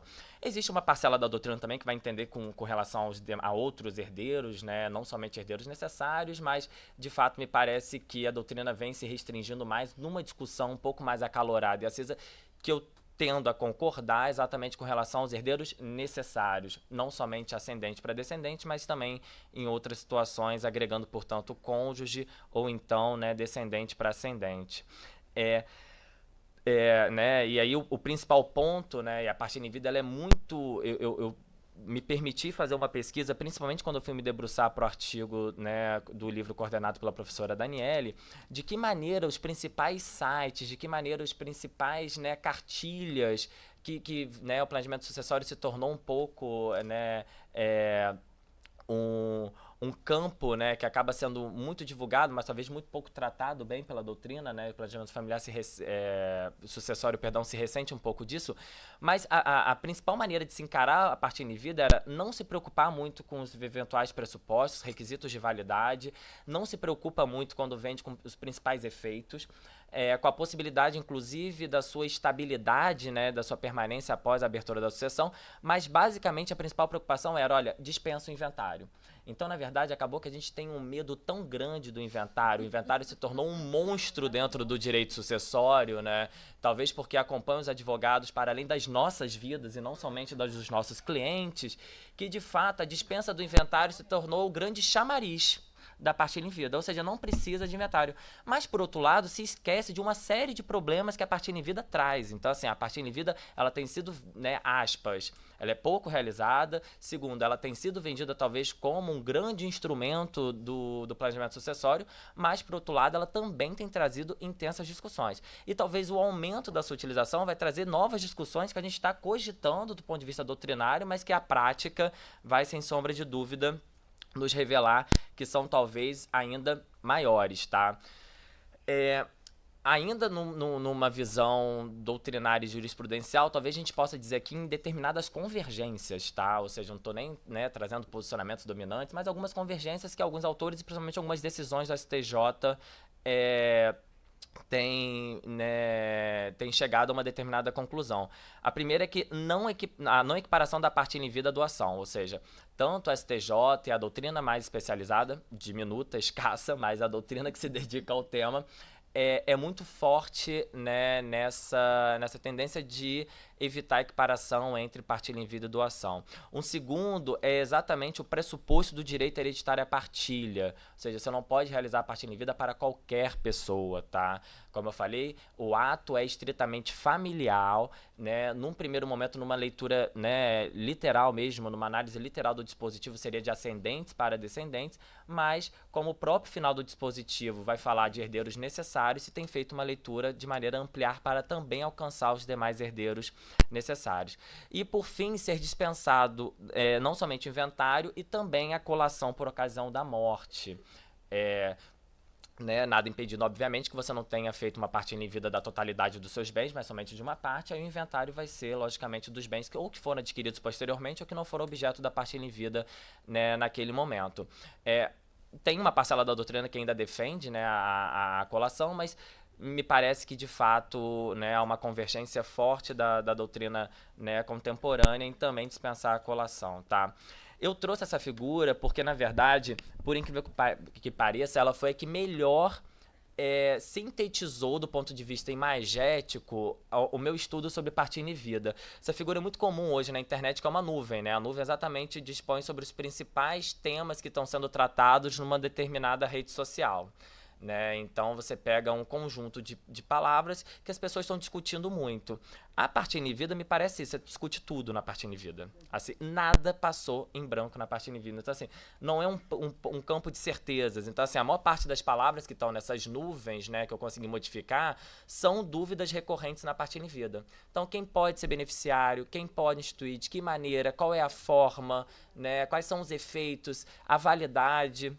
Né? Então foi uma figura que, de fato, né, traduziu bem as angústias da partilha em vida.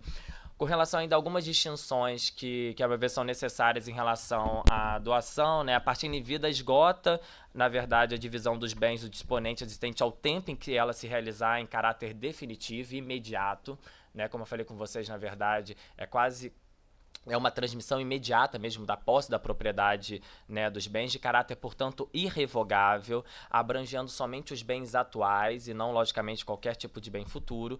E a partilha em vida não pode ser feita sob condição ou constituição de encargo, que também distancia a partilha em vida, né, da doação, tá? Então, não pode sequer ter condição ou também, né, ser modal, tá?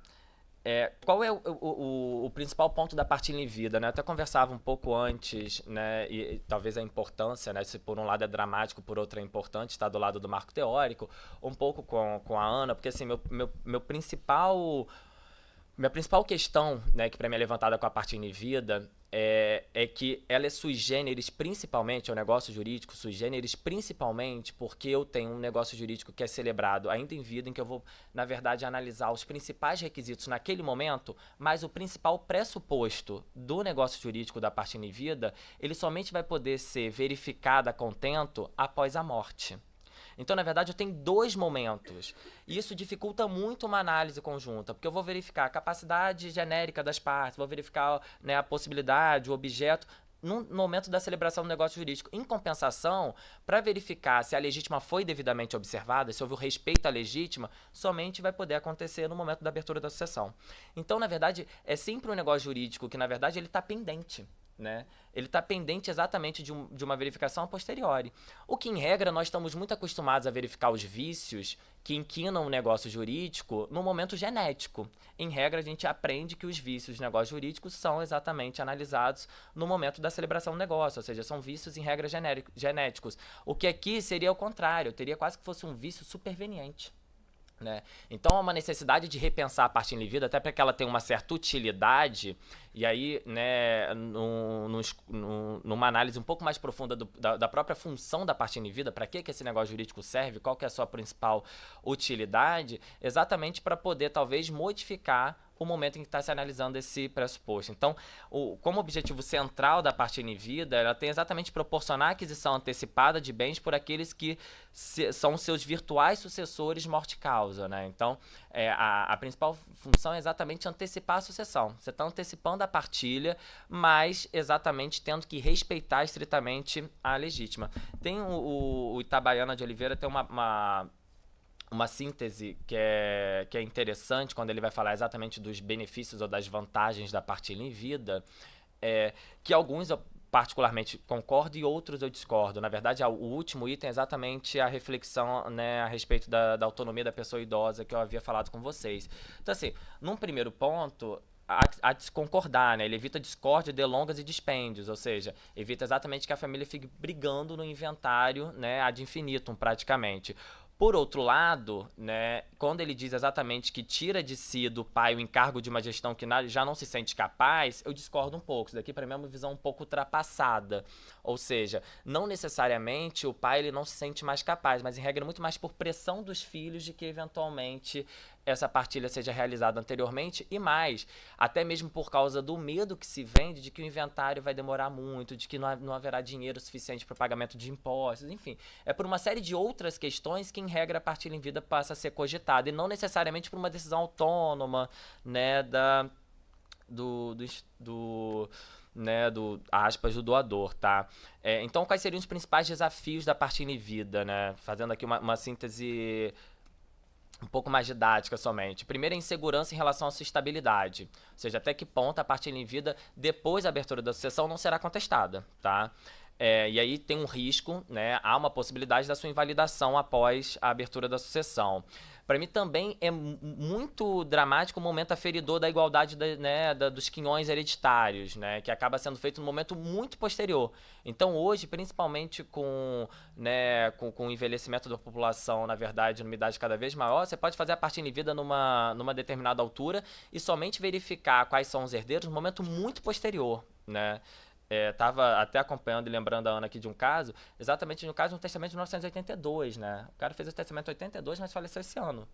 Então, assim, É um tempo que a gente sequer cogita que talvez quando ele fez o testamento em 82, ele já era uma pessoa numa idade muito avançada, ele pensou, olha, provavelmente, né, já vou resguardar, ele estava numa união estável, queria resguardar então companheira, porque em 82 não tinham direitos sucessórios, quando na verdade agora em 2019 a situação é totalmente outra. Então, além de ter todos os direitos sucessórios, ela também tem 50%, porque na época queria exatamente resguardá-la. Então é outro cenário jurídico, outro cenário social que na época não se pensou. E também, né, um problema que a gente tem que é a vedação da renúncia prévia à colação, né, e aí perpassando, logicamente, por toda uma releitura necessária dos pactos sucessórios. A partilha em vida é um bom exemplo de que, na verdade, a gente já tem, ainda que de alguma maneira, né, ainda que por via oblíqua, uma exceção, né, aos pactos sucessórios, a vedação dos pactos sucessórios, mas, de fato, essa vedação da renúncia prévia também me parece ser um problema que a gente deveria, né, pensar. Tem duas questões que me parecem importantes, né, ou que são fundamentais para o deslinde desse tema, é que a doutrina hoje vem pensando muito, tá, na partilha em vida como uma possibilidade de afastar a sucessão concorrente do cônjuge e do companheiro. Isso tem gerado alguns debates interessantes da doutrina, né? Uma parcela, na verdade, negando essa possibilidade, né, dizendo que a partilha em vida não poderia ser utilizado, né, como um instrumento exatamente para afastar o cônjuge ou companheiro da sucessão. Outros somente permitindo, se a partilha em vida for realizada antes do casamento ou antes, né, da constituição da união estável. Mas fato é que me parece que de fato que é algo que a gente deve pensar.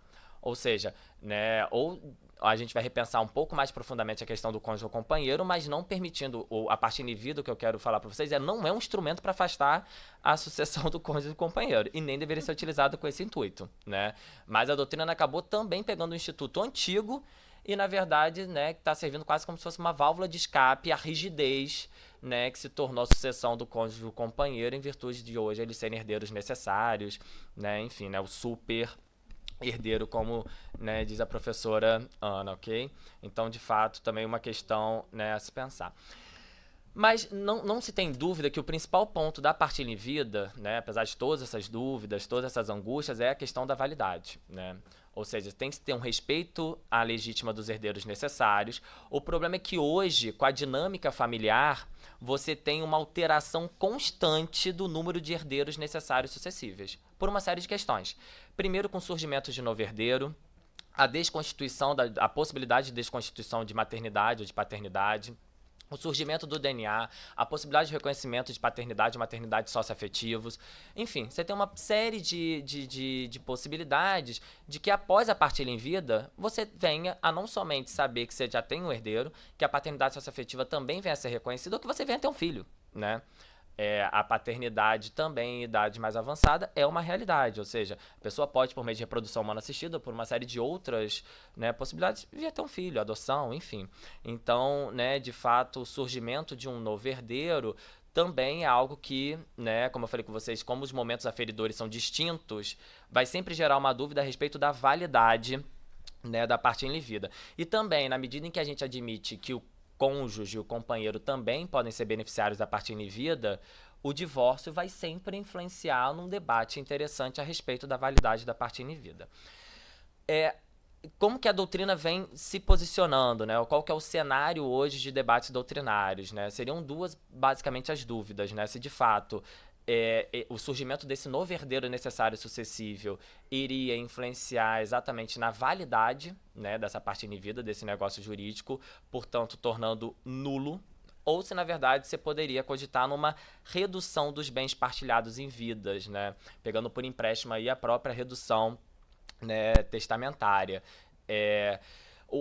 Eu, particularmente, acho que, sem sombra de dúvida, aqui é o ponto mais nevrálgico da partilha em vida.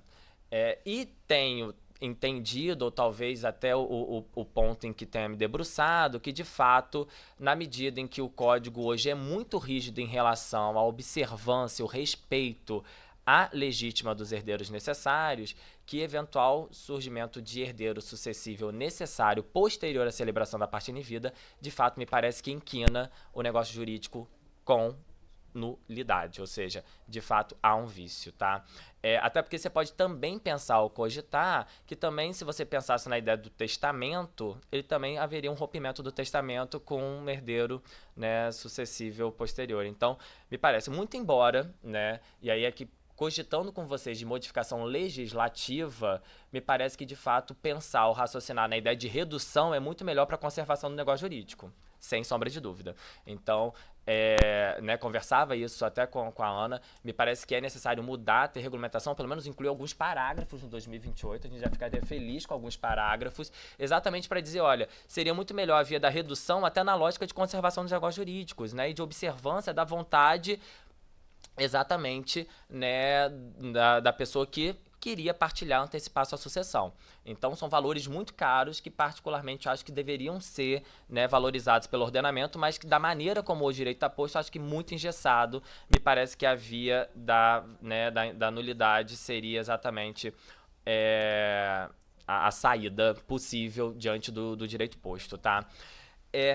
De que maneira eu falava um pouco com vocês, né, no início, de como que a partilha em vida foi resgatada, literalmente, foi redescoberta pelo planejamento sucessório.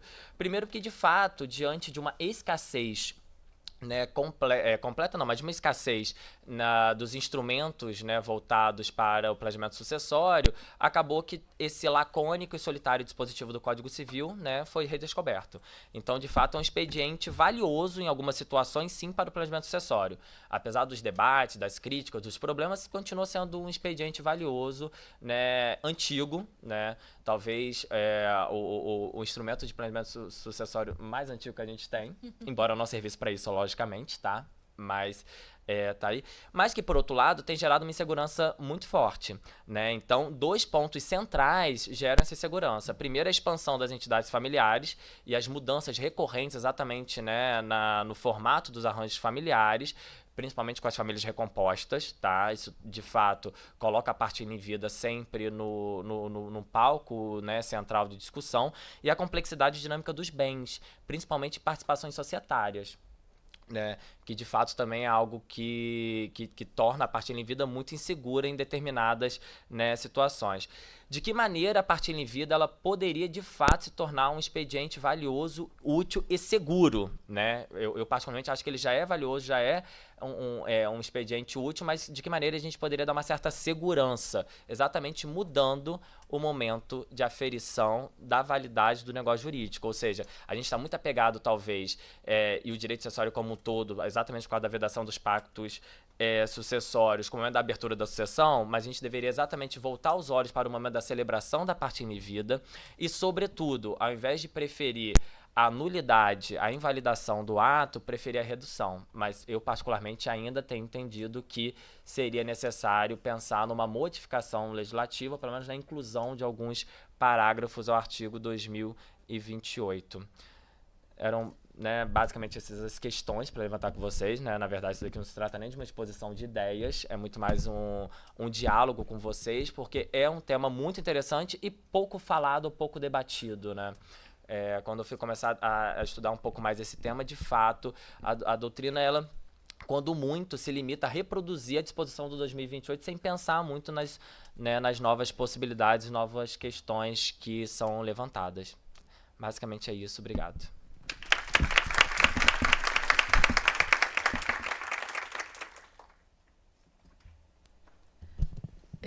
Não, eu pedi para a Rose dar mais uma palavrinha.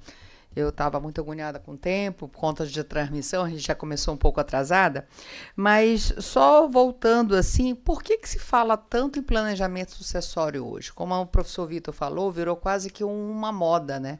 Mas, na verdade, como nós falamos, o livro das sucessões, ele nos dá 3 instrumentos, né, professora Ana Luísa? Ele dá o testamento, dá o codicilo e o fideicomisso, que com 2002 ficou só restrito à prole eventual. Então, praticamente, ficamos só com o testamento. E com a complexidade da vida contemporânea em descompasso com o nosso código, o planejamento é o quê? Você buscar em outras áreas do direito civil, na parte contratual, em outras áreas, buscar também instrumentos que possam viabilizar isso. O Partilha em Vida, como o professor Vitor também destacou, eu acho interessante falar que muitas vezes ele é muito pouco comentado nos livros, nos manuais, é uma parte quase... E ele vem sido não só procurado mais recentemente, também, principalmente, um dos motivos que os clientes estão vindo demandar é normalmente nas segundas núpcias, né? Num segundo casamento, numa segunda união estável, que já tem os meus, os teus e os nossos filhos, ou necessariamente não vão ter mais, mas é porque uma das dificuldades é que hoje nós não temos no Brasil um regime de bens que não comunique de alguma forma o patrimônio na sucessão, né? E com isso, exatamente, que vai se buscar até a separação total de bens na hora da sucessão, o cônjuge, e não estamos falando do companheiro e nem da insegurança jurídica que está da inconstitucionalidade do 1790 pelo STF, que eu acho que depois do embargo de declaração voltou a dar uma maior insegurança. Então, todos esses fatores, e outra coisa que é muito importante trazer também no planejamento, e quando eu falei que não tem fórmula, por quê? O planejamento, ele precisa, eu digo que ele tem um tripé. Um é a qualificação da pessoa, e aí por isso que é tão importante se o companheiro vai ser herdeiro necessário ou não. Né, na qualificação, de eu entender quem é aquela pessoa, né, se tem herdeiros necessários, regime de bens e assim por diante. Levantamento de todo um patrimônio, quando você tem parte de empresas, fazer todo esse ativo e passivo das empresas. E terceiro, como a Rose falou, é extrair do cliente qual a vontade dele, e que os clientes chegam com o seu linguajar, que você tem que traduzir aquilo, quais os instrumentos jurídicos que ela está querendo passar. Né? Então, você já tem que ter aquela capacidade de traduzir isso para instrumentos jurídicos, e muitas vezes o que um cliente quer nem sempre é possível. Você tem que, dentro das limitações legais, inclusive da questão da segurança, porque o planejamento, é como eu disse, para ele ser bem-sucedido, para ele ter as vantagens que eu descrevi ali, expus no PowerPoint, é exatamente essa efetividade dele. Se eu fizer um planejamento sucessório todo, em previdência privada para um terceiro tendo herdeiros necessários, isso não vai ser uma fraude, isso não vai ser questionado. E a gente vê grandes escritórios, às vezes, fazendo isso. Então, nem sempre os meios de um é interessante para o outro. Os fundos de rendimento, às vezes, as pessoas têm buscado para soluções exatamente que, às vezes, um próprio testamento, hoje em dia, tem o poder para resolver questão de curatela, tutatela. Por quê? Nós não temos o trust, nem sempre também o trust se adequa à realidade das pessoas, né? Você tem que ter, no mínimo, um patrimônio mais sofisticado para poder recorrer a recursos, instrumentos mais complexos. E quando a gente fala realmente de planejamento, a gente fala para uma sociedade, para nós, para todos nós, não só para patrimônios mais robustos, né?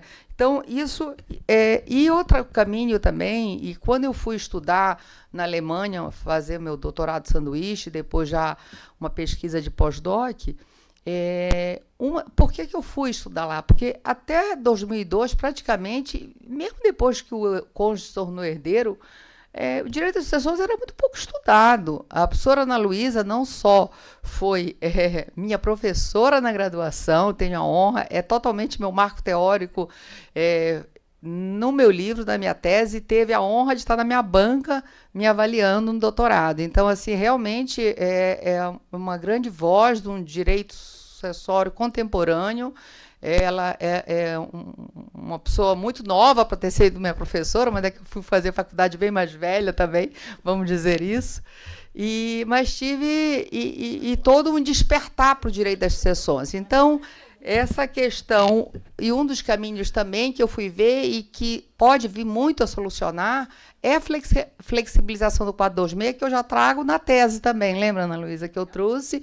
Eu acho que fui uma das primeiras pessoas a começar a trazer isso. O professor Daniel Bucar, que estava aqui presente, tem um artigo sobre isso, sobre a flexibilização também do 426. Isso na Alemanha, que é um país que, quando eu comecei a estudar lá a questão do planejamento sucessório, o professor Ian Peter Smith falou, mas por que isso no Brasil? Simplesmente é isso, a nossa falta de autonomia, de liberdade atual, que está nos fazendo buscar outros instrumentos. Às vezes, quando a gente fala no supercônjuge, e realmente ele é o né, hoje em dia adquiriu um papel exatamente por essa comunicabilidade maior ou menor grau em todos os regimes, esse papel, mas, por exemplo, se você for falar na doutrina lá fora, não existe. Como assim? Porque tem sido uma tendência, até nessa visão de solidariedade, das legislações terem uma maior solidariedade com o companheiro ou com o cônjuge, no caso, assim, com quem você coabita. Inclusive, quando eu falo que o direito inglês hoje em dia tem mais flexibilizações, tem o Act Provide 1975, aonde ele permite, aonde muitos dos direitos, lógico que é bem restritivo, mas é visto muito com direito real de habitação, muito do cônjuge ou do companheiro, dando uma liberdade a algumas pessoas virem reivindicar fora, mesmo não estando tutelada pelo testamento, se a pessoa deixou. Então, só reafirmar que o 426 talvez seja um caminho, porque, como eu digo, eu não vejo a curto prazo mudanças legislativas a curto prazo, então a gente tem que trabalhar com a questão se a legítima é adequada ou não, mas nós temos ela e temos que respeitá-las, e principalmente que o planejamento tem que ser efetivo, né, para ele ser bem sucedido, senão toda esse estratagema, toda essa organização, esse planejamento vai por água abaixo. E a partilha e vida, como o professor Vitor falou, hoje em dia, muitas vezes se procura ele também numa segunda núpcias, exatamente para não ter essa comunicabilidade, mas isso tem que ser muito bem estudado, ver se é avaliado, se é o caso do cliente ou não, porque às vezes uma ilusão, tipo, eu não vou ter bens para estar compartilhando para frente, mas às vezes você pode cair em situações delicadas e aquele instrumento se tornar um obstáculo na sua sucessão. Bem, eram só mais algumas dessas colocações que eu queria estar destacando. Obrigada.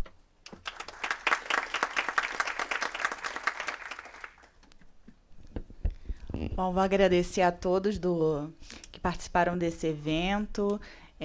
Vou abrir agora 10 minutos para debate, se alguém quiser fazer alguma pergunta ou colocação. Tem microfones nas mesas. O senhor aqui, por favor. Tem que ligar. Isso. Ligou? Bom, antes de mais nada, eu queria parabenizar a todos os membros da mesa pela brilhante palestra, principalmente para mim, que eu, depois de 20 e tantos anos de formado, eu estou retornando à área agora, preocupado com o assunto em questão, né? E também parabenizar a OAB pela essa iniciativa que foi tomada. Só queria uma coisa talvez mais prática, assim, porque, por experiência pessoal, eu já tive uma tentativa de formação de uma empresa, né, para juntar os bens da família. Como eu peguei um advogado muito bom, na época ele falou, olha, não considero adequado que você faça isso agora. E me deu o porquê, né? Mas uma coisa que me deixa, assim, talvez, praticamente um pouco na dúvida, é entre o aspecto da doação e da partilha em vida. Porque tive oportunidade já de fazer doação e me pareceu, assim, um processo muito fácil, né? Fácil que eu digo, desde que as pessoas da família estejam todas de harmonia, né? E concordando, evidentemente, né? Quando você faz uma doação de um bem imóvel, havia na concordância, todo mundo assina, bonitinho, né, etc. Quando você vai fazer uma doação em dinheiro, é uma facilidade tremenda, né? Embora as legislações são completamente diferentes. Eu fiquei sabendo que em São Paulo, por exemplo, não sei se é correto, você até 65 mil, se não me engano, para doar para um filho teu, você é isento, né? Aqui no Rio, se eu não me engano, é 5 mil, não tenho certeza. Quanto? 35 mil por ano. E aqui já tem a tentativa, que eu estou sabendo, de passar para 8%. Mas é um processo, assim, digamos, muito tranquilo, né? Tranquilo mesmo. A gente faz pela internet e tal, vai lá e paga, etc. A partilha em vida me deu a impressão que ela pode ter, assim, ela é um pouco mais difícil, né? Em termos práticos. Né? Ela é mais difícil porque ela tem uma série de atenuantes, né? Eu não entendi bem, professor, quando você diz que eu posso fazer a partilha em vida e depois eu tenho que abrir o processo sucessório também. Não é isso não, né? Então, desculpe, eu não entendi mal. Se você puder me esclarecer um pouquinho isso daí, eu agradeço. Muito obrigado. Na verdade, se você fez a partilha em vida da totalidade dos seus bens, inclusive vai ser dispensado o inventário lá na frente, né? Talvez eu não tenha sido muito claro, se a partilha em vida não é com relação à totalidade dos bens, ou depois a partilha em vida você passa a adquirir novos bens, aí sim, aqueles bens que não foram objeto da partilha em vida serão objetos de inventário futuro, tá? Então, só para... Mais alguém gostaria de fazer alguma colocação, pergunta? Então, vamos sorteios. Eu não sei se as explicações foram muito boas ou se está todo mundo pensando qual que seria a melhor solução da partilha. Podemos encerrar, então? Sorteio. Vamos fazer o sorteio do livro. Vamos lá, professora. Bem, como a gente não tem aqui uma relação, normalmente quando eu me encontro nessa circunstância, eu escolho uma data e dentro dessa data, o mais próximo, ou o dia, o que for mais próximo, é o sorteado. Então, eu vou pedir